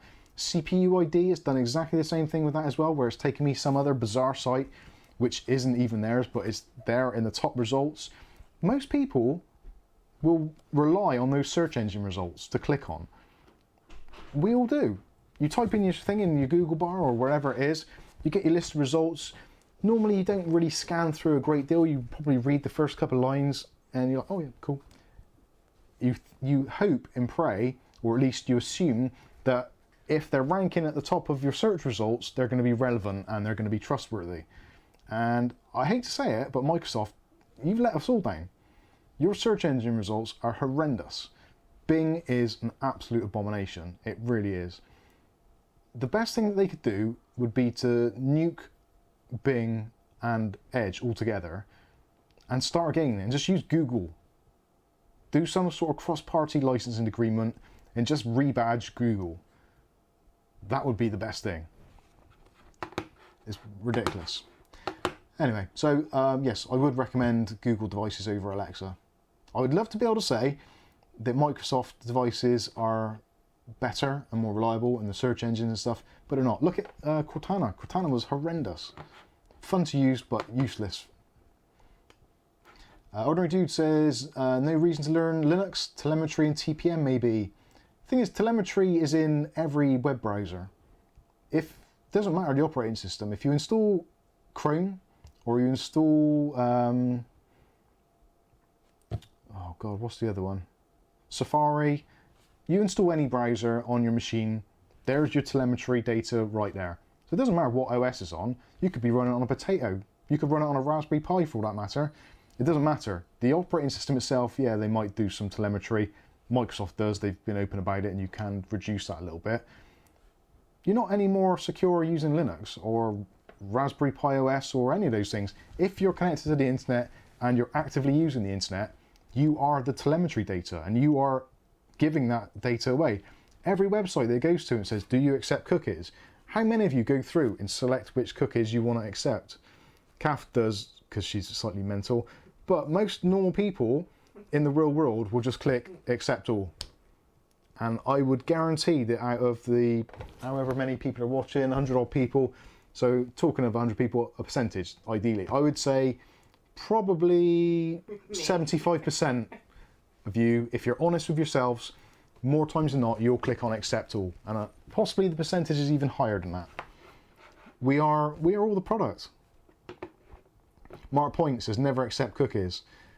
I'll be honest with you, because of how easy it is, especially on my phone, because it's like, oh, select individual cookies or accept all. I quite often do it myself, so I'm not saying that I'm this kind of uber god who doesn't accept cookies. I do, I just, whatever.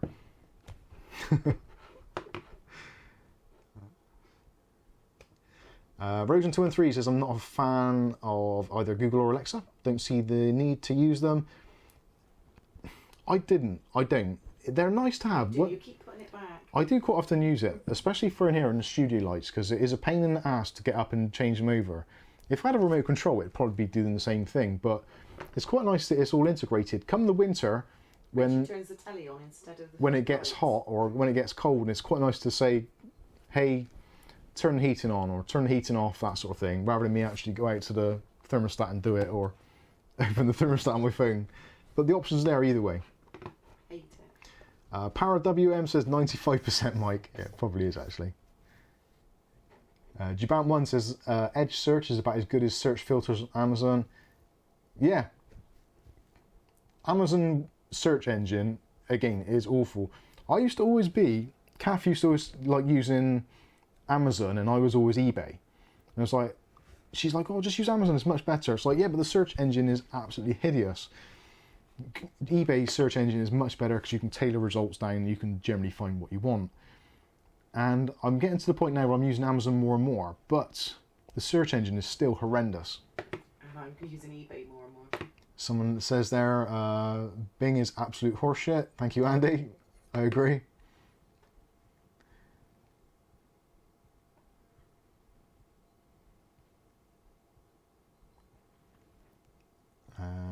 Fred Brown says, so Mike, why can't they find Brian Laundry?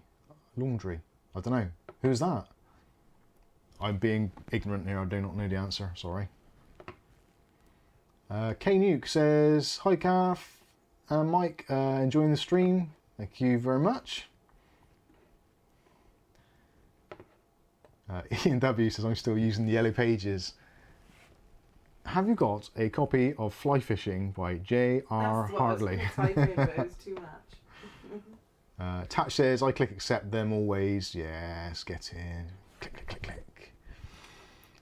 Ordinary Dude says, Microsoft needs to return to the basic OS structure with little to no forced add-ons, much like Win2K was, just with modern enhancements to the core OS. Actually, yeah, Windows Lite would be beneficial to, I think, to everybody. Because a lot of the things that they bake in are things which they assume that you want to use, such as your OneDrives, your photo viewers, Or is it what they want email to clients and that. Yeah, they probably want you to use it because it helps them with their telemetry. It's so hard to not use them. Yeah. Or cancel, being able to, you don't, to stop it using those. Nick Barnes says, won't accept, select minimum or reject. Guaranteed they keep asking every page on the same site. Mark Point says, move back to Win98. That would be the dream. Or even just 1998. Yeah, let's all go back to the let's year all go back to 1998. For one, I had a lot more hair back then. Yeah. That was probably 98. What was I doing in 98? Don't remember. I was pregnant with George. Oh, I was considerably thinner, and I had some muscle.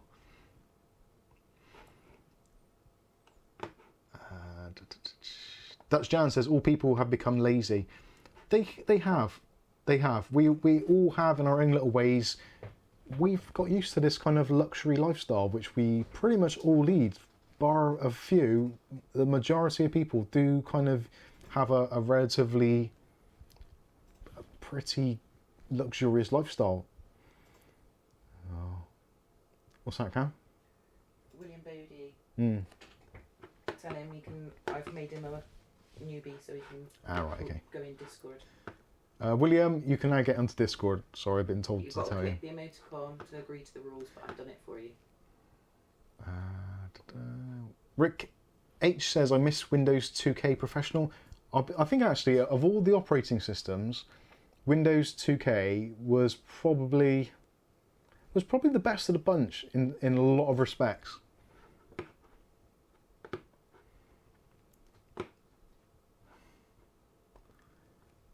Andy says, is AMD Radeon RX 6800M on laptop better than 3070?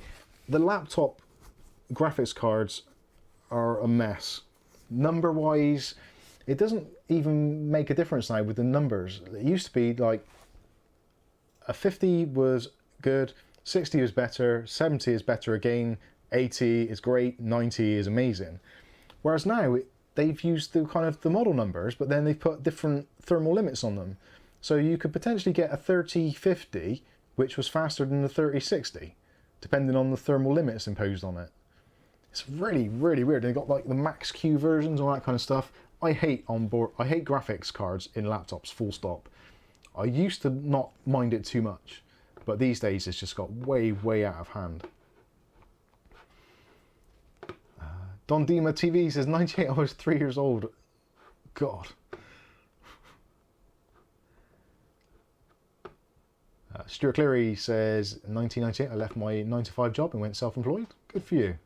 You left your 8 till 6 job and went temping. I left my 8 till 6 job and went temping then, yeah. Aletta says, I got all my PC certs in 98. Dave Price says, latest Photoshop would not install on Windows 11. It's some permissions to write the disk. It's a 106 error. I bounced back to Windows 10. I've got Photoshop on here. Don't know if I have actually. Let's type it in. Photo. Don't you log me out of mine online? I don't think I've got Premiere on here at all. Adobe. No, I don't have any Adobe products on there, so that is maybe something to look at. I will take a look at it and see what the deal is with that. That doesn't sound great. Oh, where's my mouse gone? There he is. Mike, don't forget Windows 3.0. Oh dear, that was horrendous.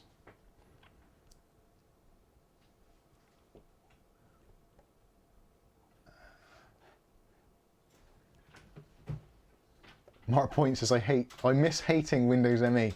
I liked Windows Millennium for its look. It had that look and feel of an operating system which was becoming a little bit more glamorous.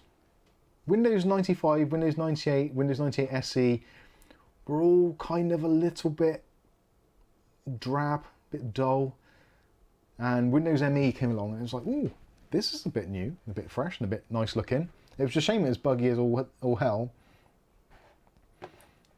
Okay, never mind. Captain Rubius says XP was simple and my favourite. Yeah, XP was actually pretty good. I think a lot of people liked Windows XP. It's good stuff. Irie Wolfman, imagine showing a teenager Windows 1.0 and asking them to copy and paste a file. That would be the same as asking me to cut up and copy a file in Linux.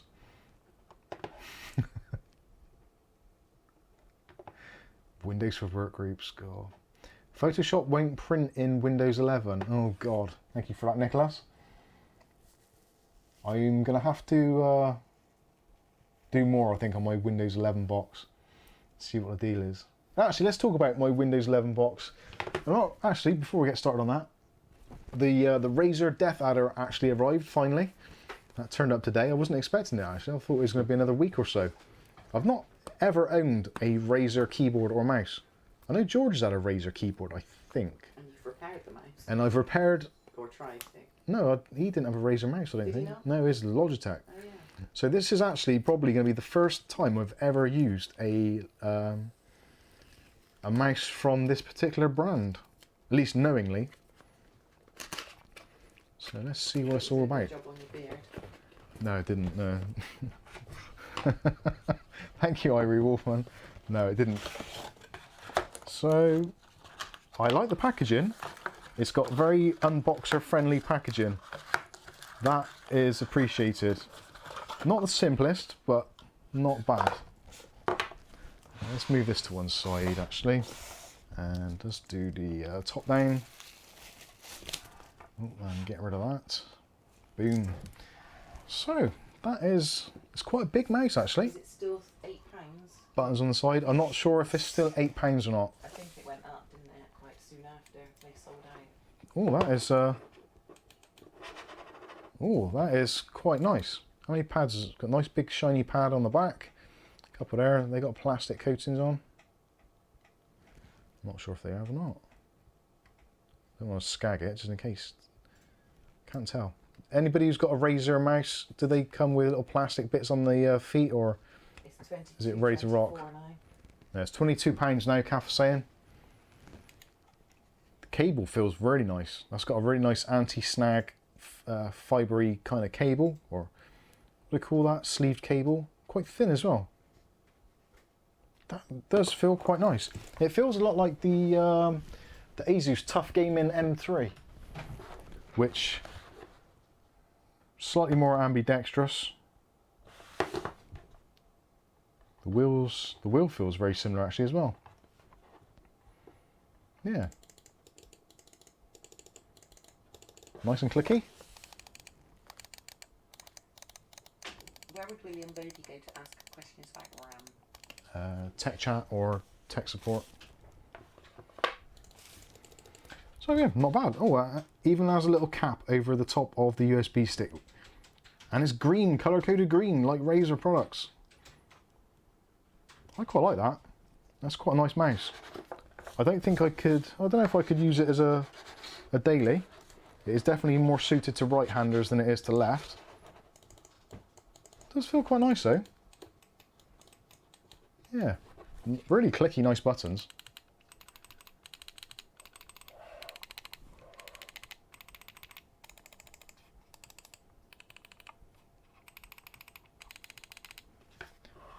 Very, very nice. I am moderately impressed with that.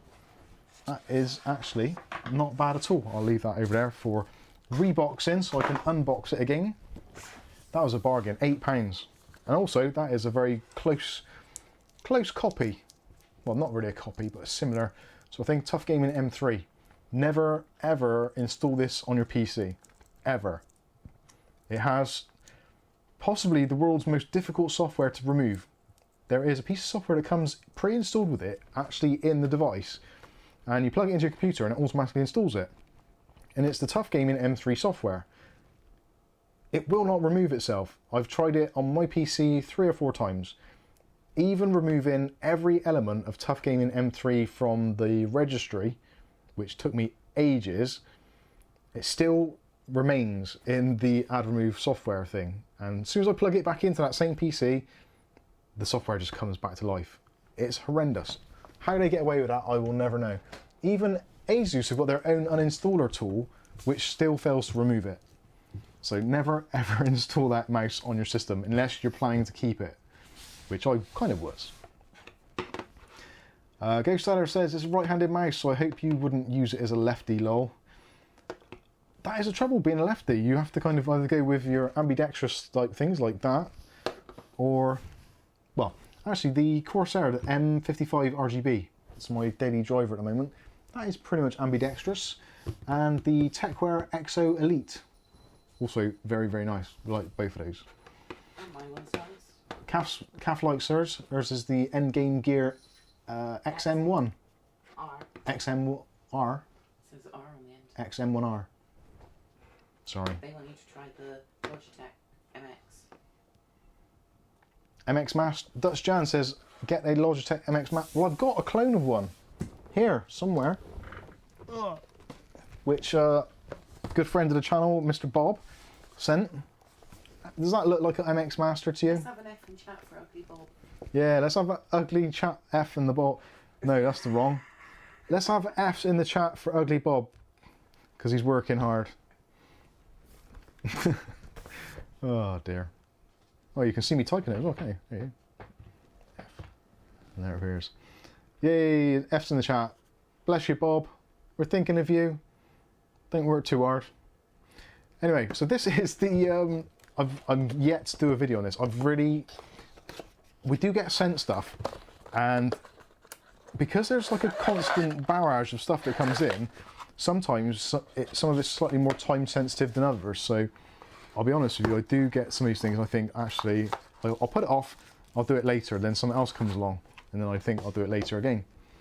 So this is very much designed as an MX Master. Yes. Craig Lilly has changed colour as a member. Craig Lilly has changed colour as a member.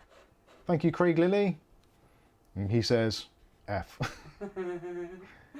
How do you change colour? I don't know, the little circle after his name's now turquoise. Oh. That's the first one I've seen. Ah, that must be 2 months? No, 2 weeks? Or is it so many messages? I don't know. How strange. Okay, yeah. So this is the MX Master. Now, obviously, as Ghostadder quite rightly pointed out just now, I am quite clearly a left-handed person. You can tell that by my slightly close together eyes. But this is the MX Master, which is inherently obviously a right-handed mouse, because you've got the wheel on the side. It's contoured and shaped for right-handed people, which is actually another reason why I've not managed to really get my grips. Excuse the pun. I've not been able to get to grips with it to actually do a review, because it's really difficult to review a mouse which I can't actually use. I couldn't use it as a, well, I probably could just about, but where I'm trying to do my reload on the side is where the scrolly wheel was, so that could go a little bit mad. But would you say that that looks like an MX Master? It's probably not going to be in focus, but anyway, you get the idea. That is the inspiration behind this mouse, I'm sure.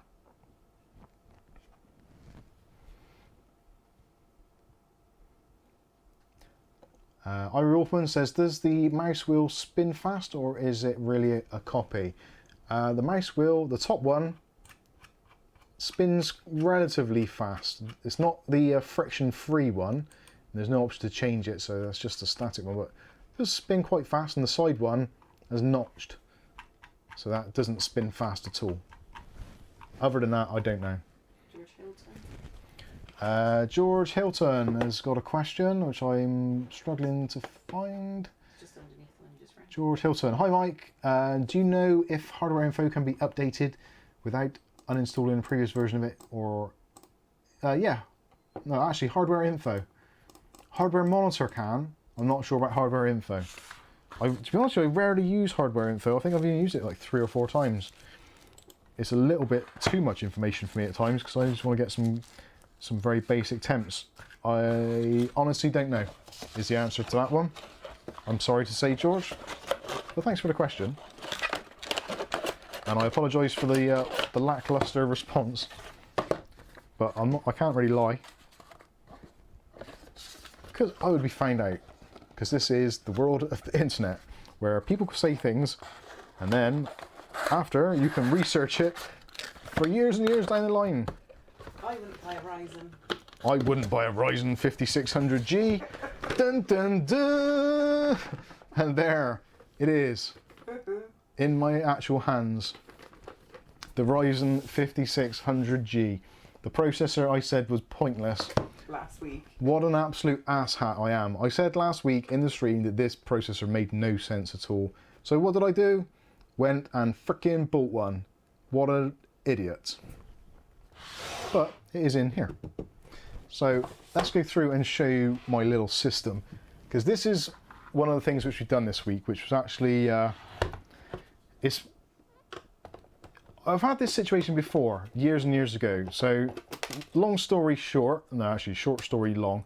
No, long story short. We had a television Back in the 90s. back in the day. Our son and daughter liked watching E.T., the extraterrestrial. You may have heard of him.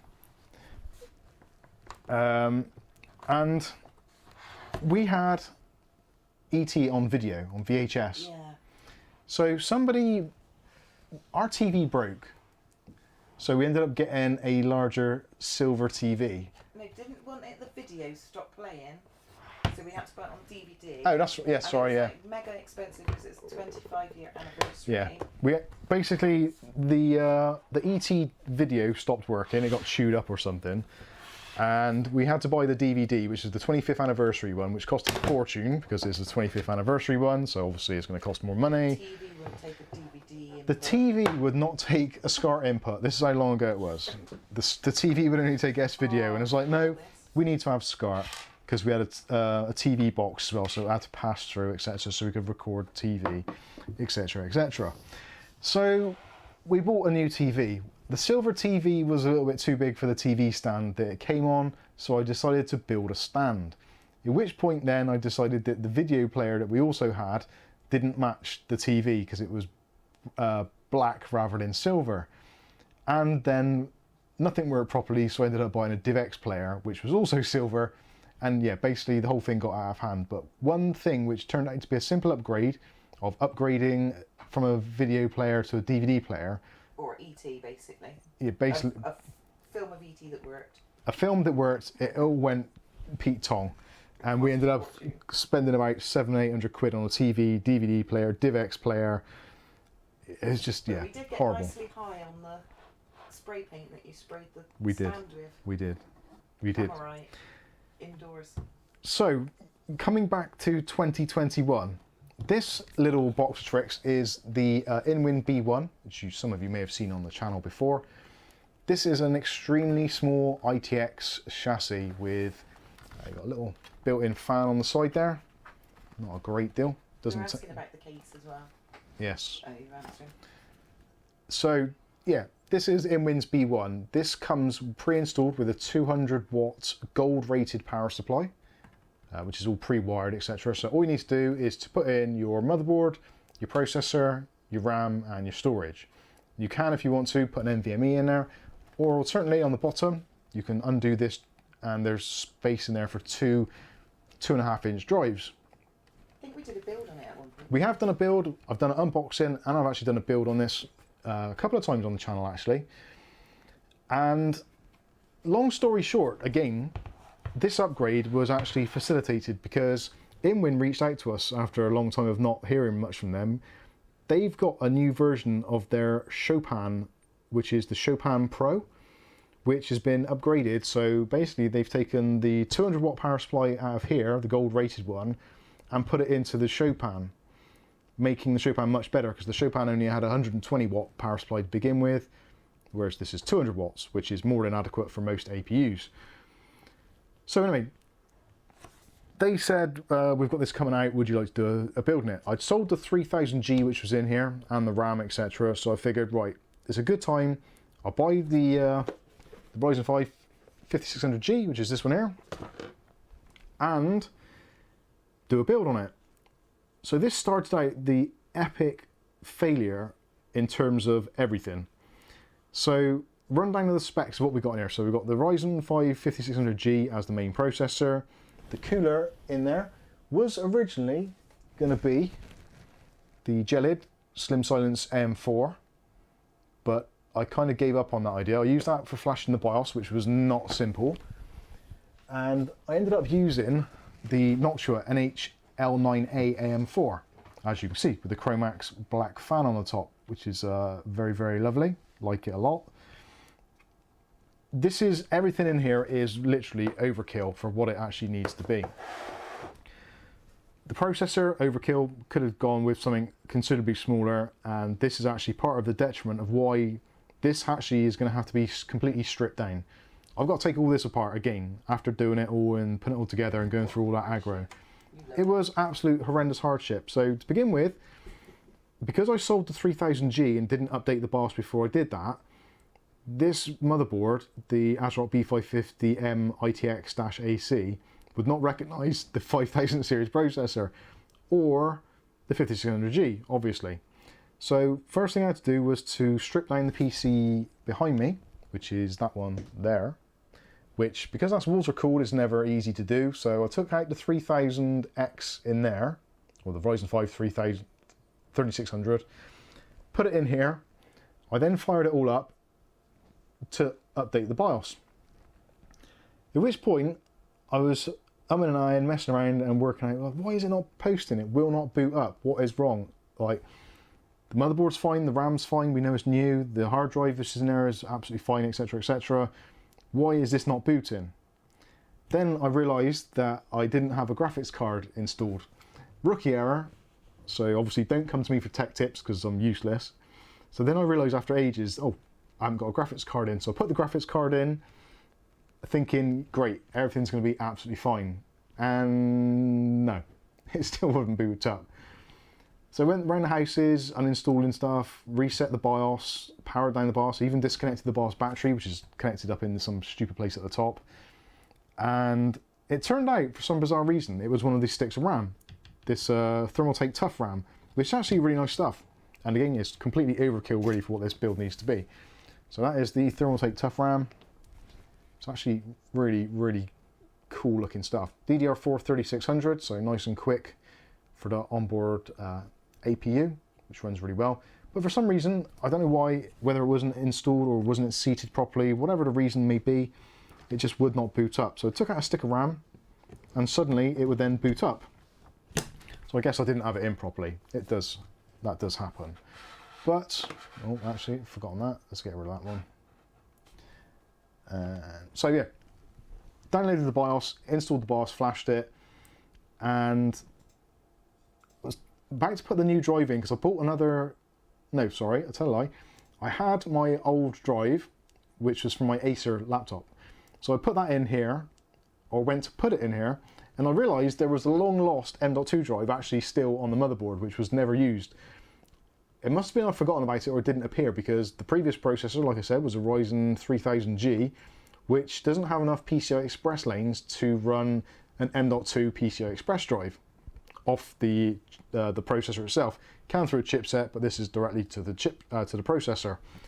So I found a drive which I'd forgotten I even had, which was only 512 gig, but it was an SSD rather than being a NVMe.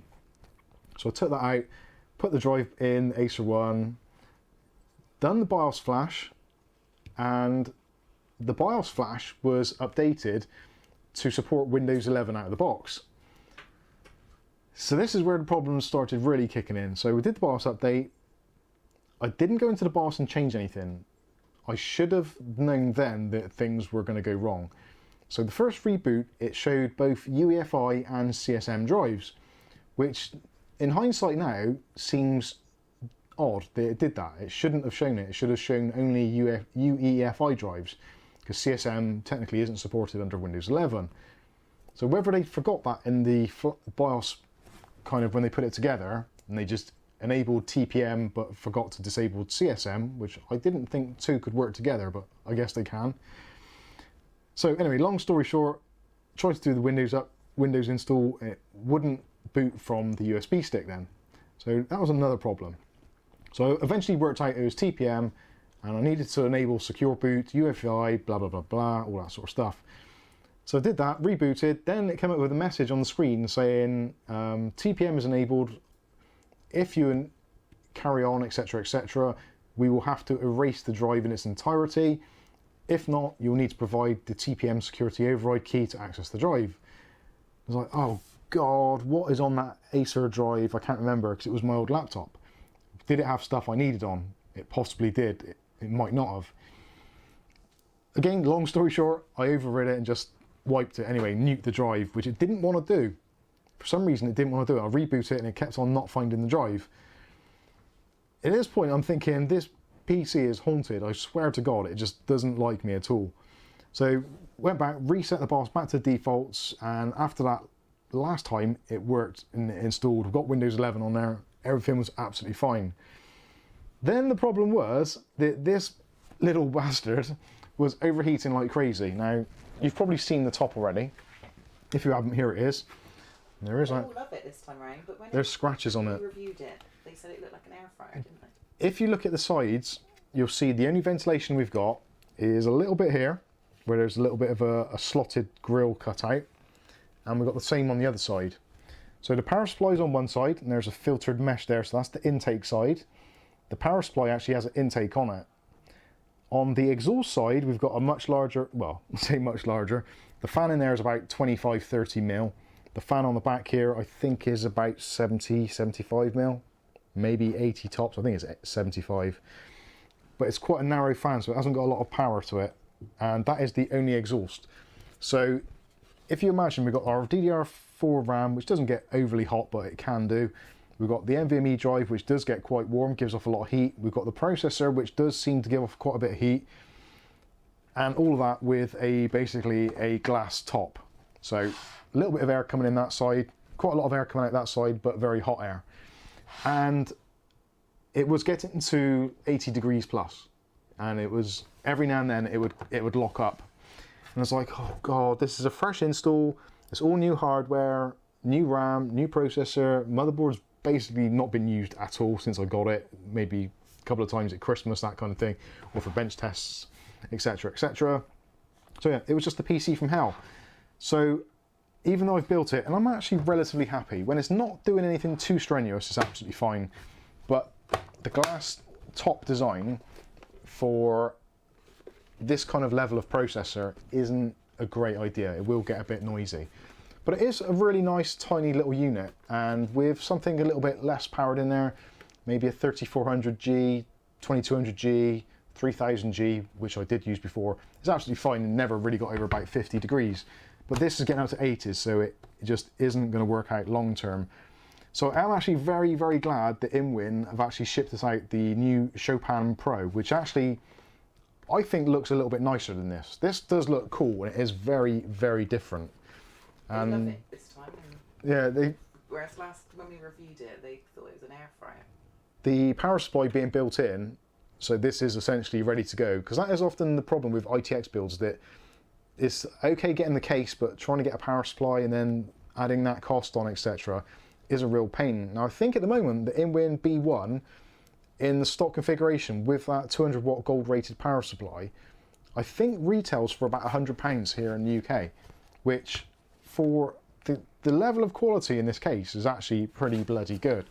And if you look at the underneath, they've even done things like they've pre-wired the SATA connections to the expansion bays in the bottom. Do you need the other camera? I do probably need the other camera, thank you for that. So you undo those two screws there, lift this up, and then that gives you access to, well, on some boards it'll give you access to the NVMe slot, but you've also got those two SATA ports. So one SATA port there, one SATA port there. So relatively quick release. So you can have like 3 drives in here easily, or maybe 4 if your motherboard will support it. So it is actually a really nice case. It's just, it really isn't designed for that level of heating. If they'd have made it with a mesh top, this would be absolutely perfect. But sadly, no, it hasn't. Did I do it those screws? No, I didn't. I better do it those screws. Let's see what you're saying. Dutch Jan says ugly box. It is. Some people like it, some people don't. Ian W says it looks like a George Foreman grill. We did get that a lot actually. A lot of people said that. You are not the first person to say that. Looks like a sandwich toaster. That's another one we've had, yeah. It is very unusual, but when it's actually put underneath a TV as a media center, which is basically what it's kind of primarily designed for, there is actually a stand as well, so you can stand it kind of, yeah, like that. It's like a plastic stand, so you can have it on a desk upright, which looks a bit bizarre. Anyway, so yeah, that was my my week that was. I actually put Far Cry 6 on here with the 5600G, and actually, I'm not going to tell you. Can you see the RGB through it clearly? Can you see the RGB through it clearly? Yes, you can. Well, it's a smoke tint to the glass, so the only RGB is on the RAM, so it just gives off a little bit of a glow. But you can tell what it is. It's not that dark. You can actually, in some lights, I don't know if you can see it, you can kind of, even with it off, you can make out some of the components, and you can probably make out calf in the reflection. Wave calf. She's ducking down under the desk. Oh, it's a good job she likes to laugh. I'll be in trouble for that later. It's Ian W says it's a fingerprint magnet too. It is actually. Can we have a microfiber cloth, please, Kath?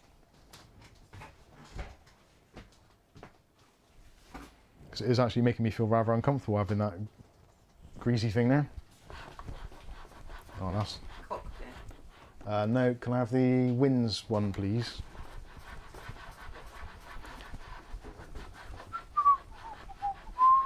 This is good entertainment. It's the black one. That's the one. Wins dash and display cleaner, full of cat's hairs. Absolutely perfect for glass surfaces. Works very, very well. Things to blank out fan noise when watching videos on it. No, that is the one thing. The fans themselves actually are pretty cool. Pretty quiet, unless they're at full blast. If they're at full blast, like any fan, it is going to be horrendous. This was the reason why I chose this to be the media center PC in the front room, because when it's on, it is essentially, it's barely audible. I'm not going to say silent because that would be over-egging it a little bit, but it was essentially as close as you can get to silent, really, with a relatively powerful system. Also, if you use something a lot lower power, you could probably get away with just using what's it called, the passive cooling. There we go, that's a bit better. Now it shines slightly. It's slightly mirror-like finish. Not too mirror-like. That's all right, it won't get you. Anyway, yeah, so that is much better. So it does clean up nice, and there's tempered glass on there. I actually do like this little PC. A lot of people, when we did the original review, it doesn't vacuum, no. They It doesn't look like that. it does. It's a robot vac. Dong, dong. Sorry, Inwin. Do apologise.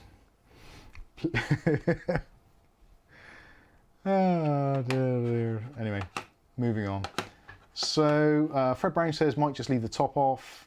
I'll be honest with you, that probably is the best. If it was in its place as the media center, I could quite easily leave the top off because it isn't going to get very dusty. But I think what I'll probably end up doing is I want to look for an Intel processor to go in here, a slightly older Intel processor, another ITX board, which I'll put in here. And then I'm going to transplant all of this in here into the InWin Chopin Pro. And then that will be its final kind of resting place, because that case has got a lot of airflow. It's got a fully meshed top, it's squared off, and as the name it suggests, the Pro version, it just looks more professional. I think it's possibly got a couple more USB slots on the front as well, which is going to be handy, because this board doesn't have a great deal on the back either, which is a little bit unfortunate, but it's got USB-C and all that stuff. So yeah, we'll be, after all the hard work I've put into this, I will be taking it all apart and starting all over again. Although I've got the operating system installed. Oh, that's what I was going to say, Far Cry 6. Installed Far Cry 6 on it. 1080p, medium settings. What do you think the frame rate was? I'll let you answer in the comments section. But it's, I was surprised how well it did. 1080p, medium. Whereas really, these onboard graphics are supposed to be kind of 720p low settings to get a reasonable figure.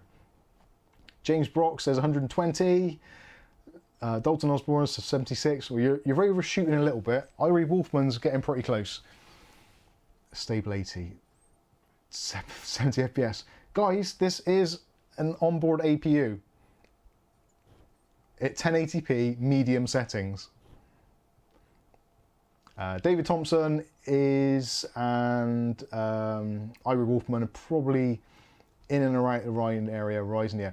Realistically, somewhere between 30 and 40 frames per second. So we're looking at console gaming, but this is a 5600G running the latest AAA title at 1080p medium settings.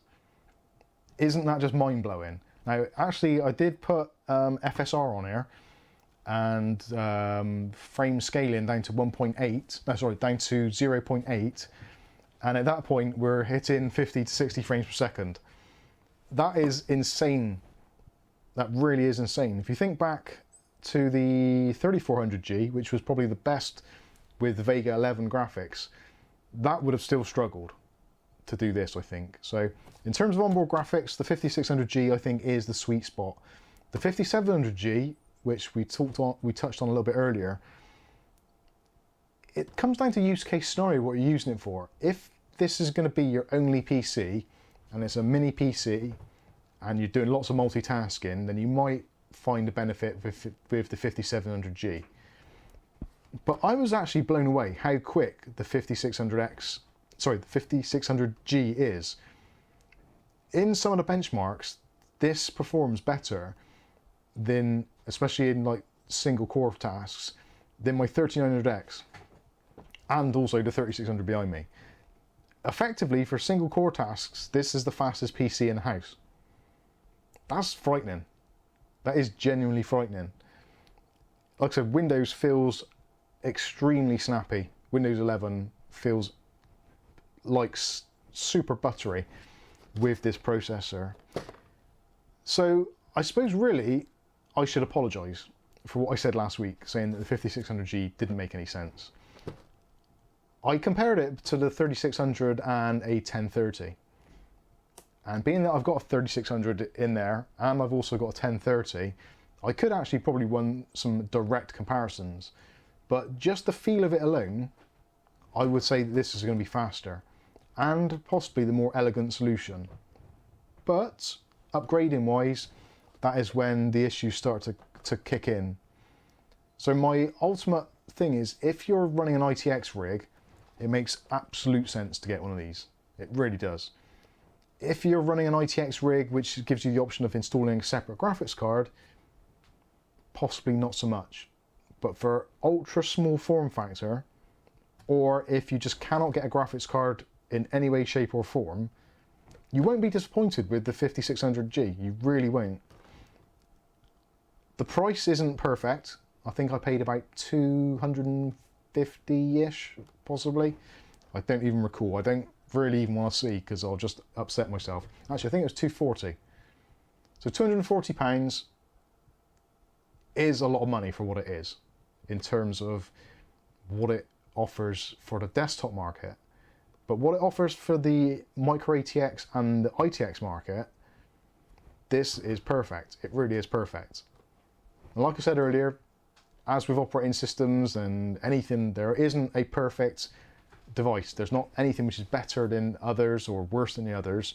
They just excel in certain areas. And this, for ITX gaming or for small form factor PCs, I think is going to be very hard to beat. And if the prices come down to a sufficient level, at £200, this is an absolute no-brainer.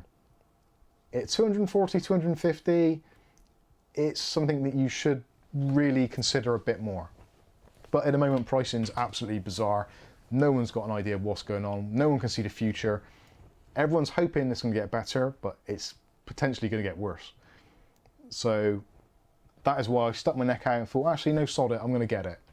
And I think changing this case over for one that can breathe air a little bit better, like that Chopin Pro, which I will be obviously doing the build. I might even do that as a live stream actually, because that's going to be quite containable. I can do it on the desk to find out what it's all about.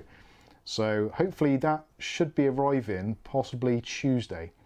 So I might end up doing a mid-week stream, or if you guys want to, or if you don't mind, then I'll do it next Saturday stream. We'll do the live build, do the case swap over. It depends when we get it. Yeah. It's for me, you. Yeah.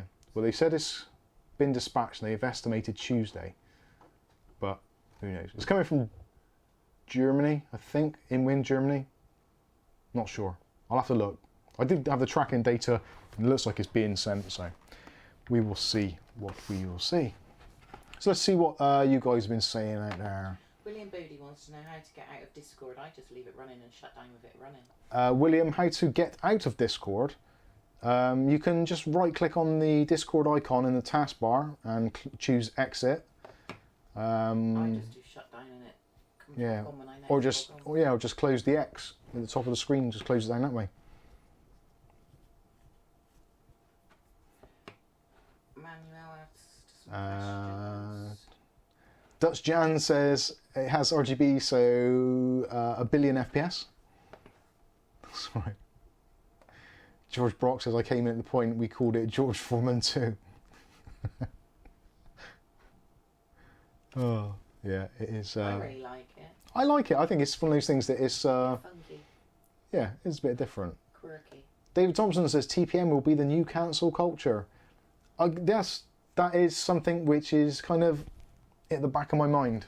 Whether it'll be because everyone standing up against them and saying, no, take it away, or whether or not it'll be, right, you've been a bad citizen, we're going to take away your access, we're going to block your TPM. It's not unheard of. It's not great, and is not a nice thing to think about, but yeah, possibly could be. Stuart Cleary says it would look better than my Dell Dimension 3800 beside my AV rack. Stuart, have you got a mini ITX? We'll see. What else have I missed? Captain Rovia says Mike's Unboxing Reviews now too will be brought to you via the shed as Calf gets payback. Christ, yeah, that shed would be payback. It's full of spiders, big ones. Spiders and spider webs. I don't like these. Right. No room. Excuse me. Broken lawnmowers and everything in there. Patrick's here. Hey, Patrick. Dr. Hex UK says, Mike, can you think of any reason to change my B450 board for a B550? I'm running a 5600X with a 3070. Keep thinking about pulling the trigger on an MSI B550 mortar, but can't quite justify it. Arguably, probably no. It depends what B450 board it is. If it's a B450 mortar, and you're just going to a B550 mortar, probably isn't a great deal of point doing it. You might get a slight advantage, although it will be very, very slight advantage in terms of memory frequency on a B550 board. Potentially because you'll have PCI Express Gen 4 between the... Actually, 3070, is that PCI Express Gen 4? Yeah, of course it is. Yeah, you'll have the PCI Express Gen 4 link between the graphics card and the CPU, which might help later on down the line with direct storage, depending on your NVMe drives and M.2s. So it's one of those things. If you can't justify it, it doesn't need doing. If it's coming up to Christmas time and you fancy treating yourself, then yeah, just do it. And you probably get a decent price for your old board, to be honest with you. People are still crying out for B450s. They sell very well, especially the MSI ones. If it is a mortar one, you should get good money for it. So yeah, don't justify it, just do it. Orazuka says, Mike, you could slowly take off that glossy thing, cut out a mesh top, then glue it on. Might help with temps. Yes, I think, like I said, I did try it without the glass on, and it performs absolutely fine, which is a real shame. In fact, without glass on the top, it was just a mesh top, I could probably get rid of the exhaust fan anyway, which would take away another form of noise. I have looked at it and thought maybe I could do that, but I don't know. It is quite well crafted on there. I don't really want to spoil it. I'd rather actually just rebuild it into another case, and maybe if I don't use this, maybe pass it on to one of the viewers. I don't know. We'll see. Hand is off. Oh, okay. Thank you for stopping by.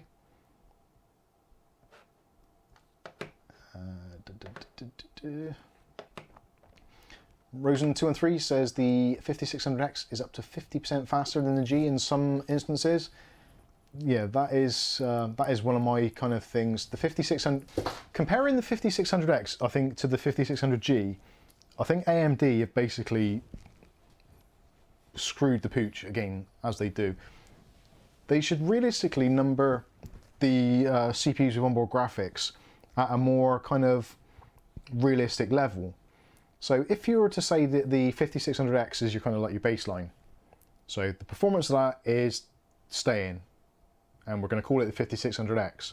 So if you were going to get the 5600G and put it into that kind of linear scale of performance and features, I would say you're probably better off calling it the Ryzen 5 5300G or 5400G, something like that, just to kind of give you that level of clarity so that you know that, yes, it's part of the 5 series, but it's also part of the G series because you've got a G on the end, and it's a little bit slower. That would make a lot of sense, and I think would make people's purchasing decisions easier. And also then, when you're searching by price, you can probably see in the stack where things are in terms of speed, because you'd see that this is roughly a similar sort of price as the 5600X.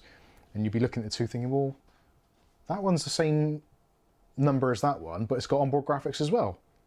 So that's a no-brainer, surely. But then you'd get that and realise that it was, in some instances, considerably slower than the 5600X.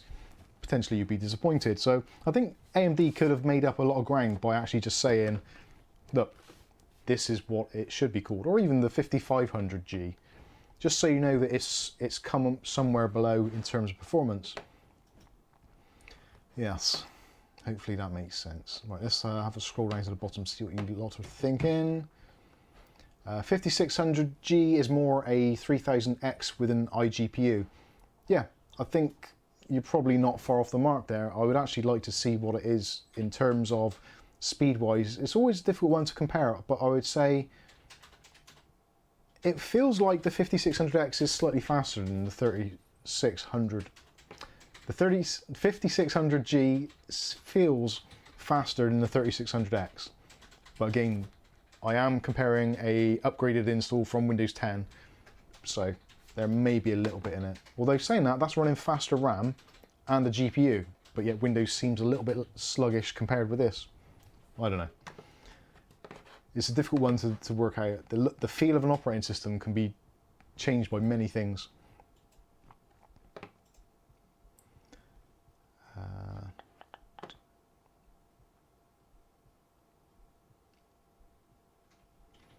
What's that? William Bodie says? Log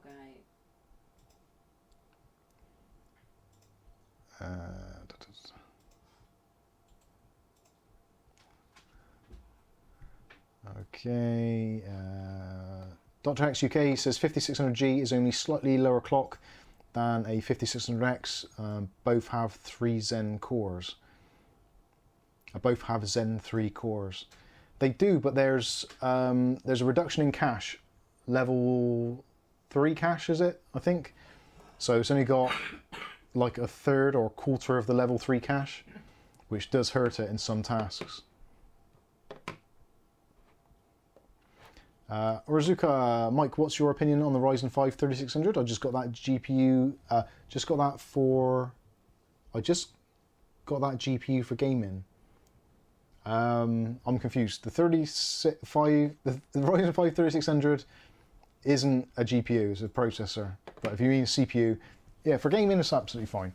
To be honest with you, most games these days are very, very poor at taxing CPUs. Most of them tax the GPU to crazy. You could probably, we're almost getting to the point where you could put like a Ryzen 3000G with a decent graphics card and still have a pretty awesome experience for gaming, because they're becoming that reliant on GPUs. But on the flip side of it, really for balance and everyday use, yeah, I think the Ryzen 5 3600, the Ryzen 5 2600, and to some extent the Ryzen 5 1600 and 1600AF, all of those levels of processor are absolutely fine for gaming. Especially if you're looking 1080p, 1440p. 4K, not so much. Captain Robius, sound like Kath smashing out an angry email in the background. She's helping in the Discord. She's fantastic like that. Manuel says Intel all day. I've actually still got to do my Intel build. I've got the processor here still. So yeah, my 10600, which was going to be going into that PC, but then the other case turned up, which is almost the same as that, and it's like, oh god, what do I do next?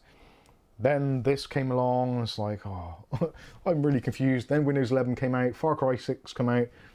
I am split between times. And actually, what time is it? Because I can't see on there. Bloody hell, we're overshot again. Okay, let's have a look. So have we got any more questions? We should go through questions. Just got a 1050 Ti. I really want to upgrade my GPU, but I have to wait. Yeah, 1050 Ti is still fine. You can still game quite happily on it. Hey, if I can game happily on a 5600G, then a 1050 Ti is going to be absolutely fantastic. And with the new features like FSR, all those kinds of things, DLSS, etc., whatever comes out is going to help, and it seems that is happening more and more. So I think that is probably going to wrap this one up. I'm sorry I went over way too long. again, that is a downside of Windows 11. Like I said earlier, not having the time and the clock actually on both screens is extremely annoying, and I don't want to have that to go over on the side. Trev Good says, did you see my question? I don't think I did. I'll quickly answer any outstanding questions. And there is. Trev Good says, Mike, how is the onboard graphics on Ryzen compared to a dedicated GPU? I'm curious. I'm a noob looking to PC building.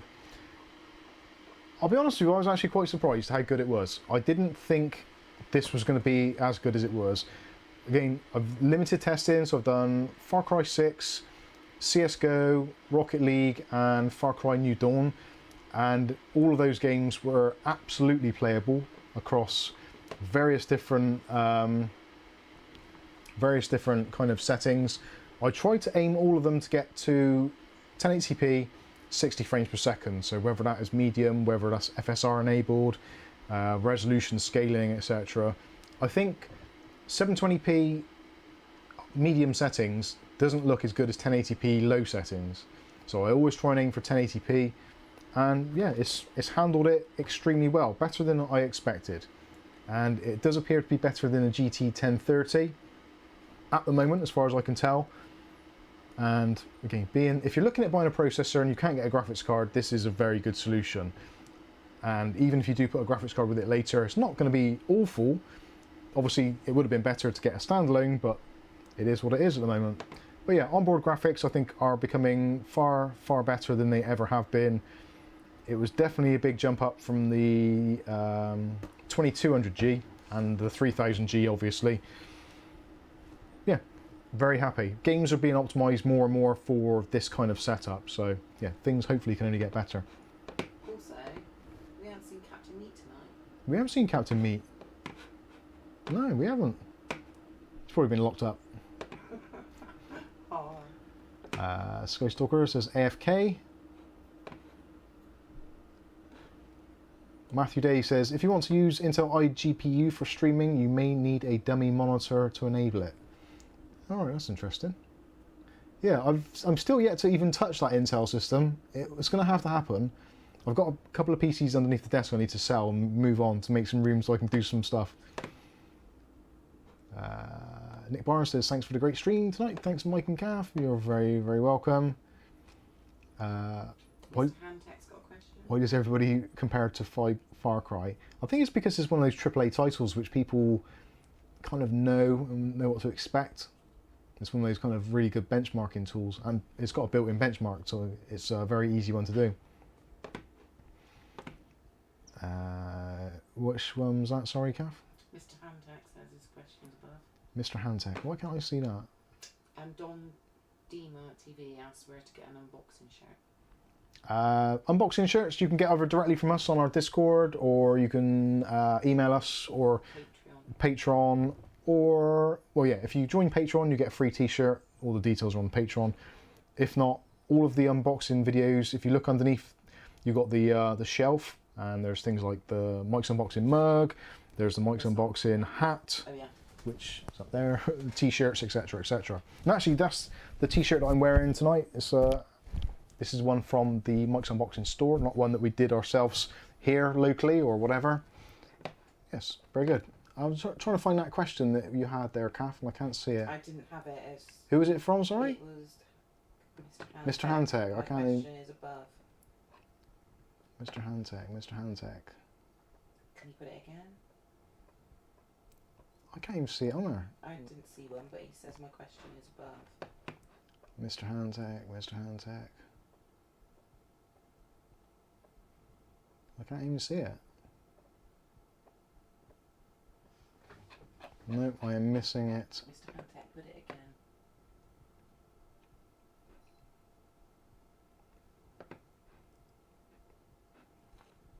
again. Captain Rovius says, "Hi Mike, do you think AMD and Windows will fix Windows 11 performance bug anytime soon?" I think I kind of touched on that at the beginning of the stream, and I've not noticed it, and it doesn't seem to be as widespread as some media outlets have said. So yeah, I don't know. obviously Windows 11 is going to have update after update. Now it's out to a much wider base of install users. It's going to have updates, and there will be bugs, and there will be patches and fixes. Remember Windows 10 when that first came out? It was pretty horrible for quite a while, up until probably version 1903, maybe even further than that. So that was quite a long time into the development cycle. That's probably like 2 years in. So considering how good it is at the moment, I think it's fine. I think it's going to be fine as well. Rosen says, isn't Far Cry sponsored, supported by AMD Ryzen GPU? Yes, it is an AMD title, and it will run... Well, actually, people have said that, but I don't know if it does. I've not seen enough Far Cry 6 footage at the moment to see if it does. Considering how well the 5700 XT runs it, which gets some crazy, like 1440p, ultra settings, it gets 120 frames per second, 100 frames per second easy.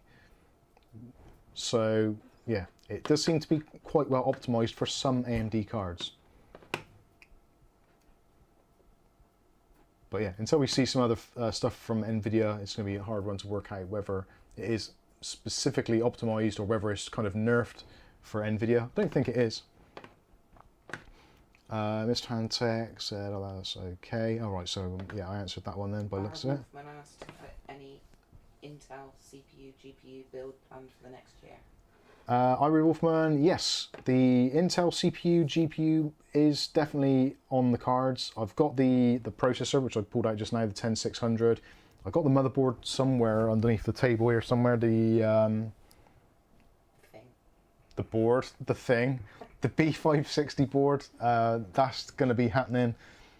I'm just waiting for a case for that to go in that makes sense. I want to put it in there, but I don't know.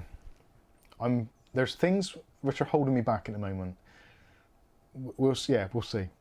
Might have to do that. But yes, definitely when Intel release their Alchemist graphics cards, I definitely will be towards the front of the queue should they be at a reasonable price. Even if they perform crap, I'm probably still going to get one, just so I can do an Intel build of all Intel, because that'd be quite interesting.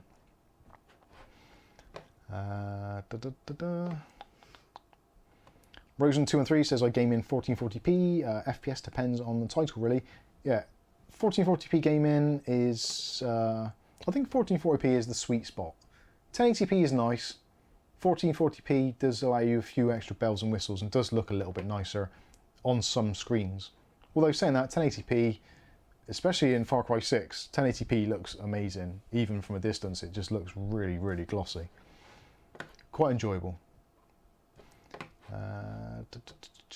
Right, so yes, I think that is... I think I've overdone this, something rotten. So thank you all for joining us. Just look at you. Who will? Lord Erectus. Why, what's he done? You go on too much. Yeah, I do go on too much. Yeah, Lord Erectus will be like, ah. Captain Obvious says you never go full Intel. I know where that's from. Very good. Yes, so hopefully you guys and girls have enjoyed the stream. If you have, don't forget to smash the like button before you go. It's been a little bit of a weird one, bit of a ranty one, and there's so much stuff going on here at the moment. My mind is blown. Hopefully things will settle down and they'll be slightly more cohesive. Next week, hopefully, fingers crossed, if we get that nice little case from Inwin, the Chopin build, we'll try and do that, go through the process of that, and yeah, hopefully it'll be something a bit enjoyable. Doing a full-on build is always a bit difficult in these streams because of obviously size constraints and what we're working with here. But for a nice little ITX build, it'd be a nice little meander down the building path, and we can have a bit of a chat, a bit of a joke, and hopefully a beer. Lord, I need a beer, especially after the week I've had. Anyway, thank you all so much for joining us. And oh, my thing is on the other thing. Where is it? There it is. Yes, there we are. So yes, hopefully you've enjoyed the stream. If you have, smash the like button. Don't forget to share the videos. Sharing the videos is extremely helpful. For some reason, the YouTube algorithm went a bit mental this week and shared one of our videos on the AMD chipset crisis and shared it everywhere. And we had a really good video, and I thought, oh, this could be the first viral 1 million hits video. Not quite done that well, but it done quite well. So hopefully, with you guys sharing the videos, we'll get the word out and yeah, get a bigger, wider more diverse audience, which is always a good thing. Because someone said something somewhere, it was a good thing. I can't remember the exact quote, so I'm not even going to attempt it. Anyway, I've been Mike. This is Mike's Unboxing Reviews and How To, and hopefully we'll catch you. Yes, you there hiding underneath your bed covers. Put that away, it's disgusting. We'll catch you in the next one. Thanks for watching. Oh, where's the stop button? Damn it. End stream. There we go. Ah, technology. Cheers all.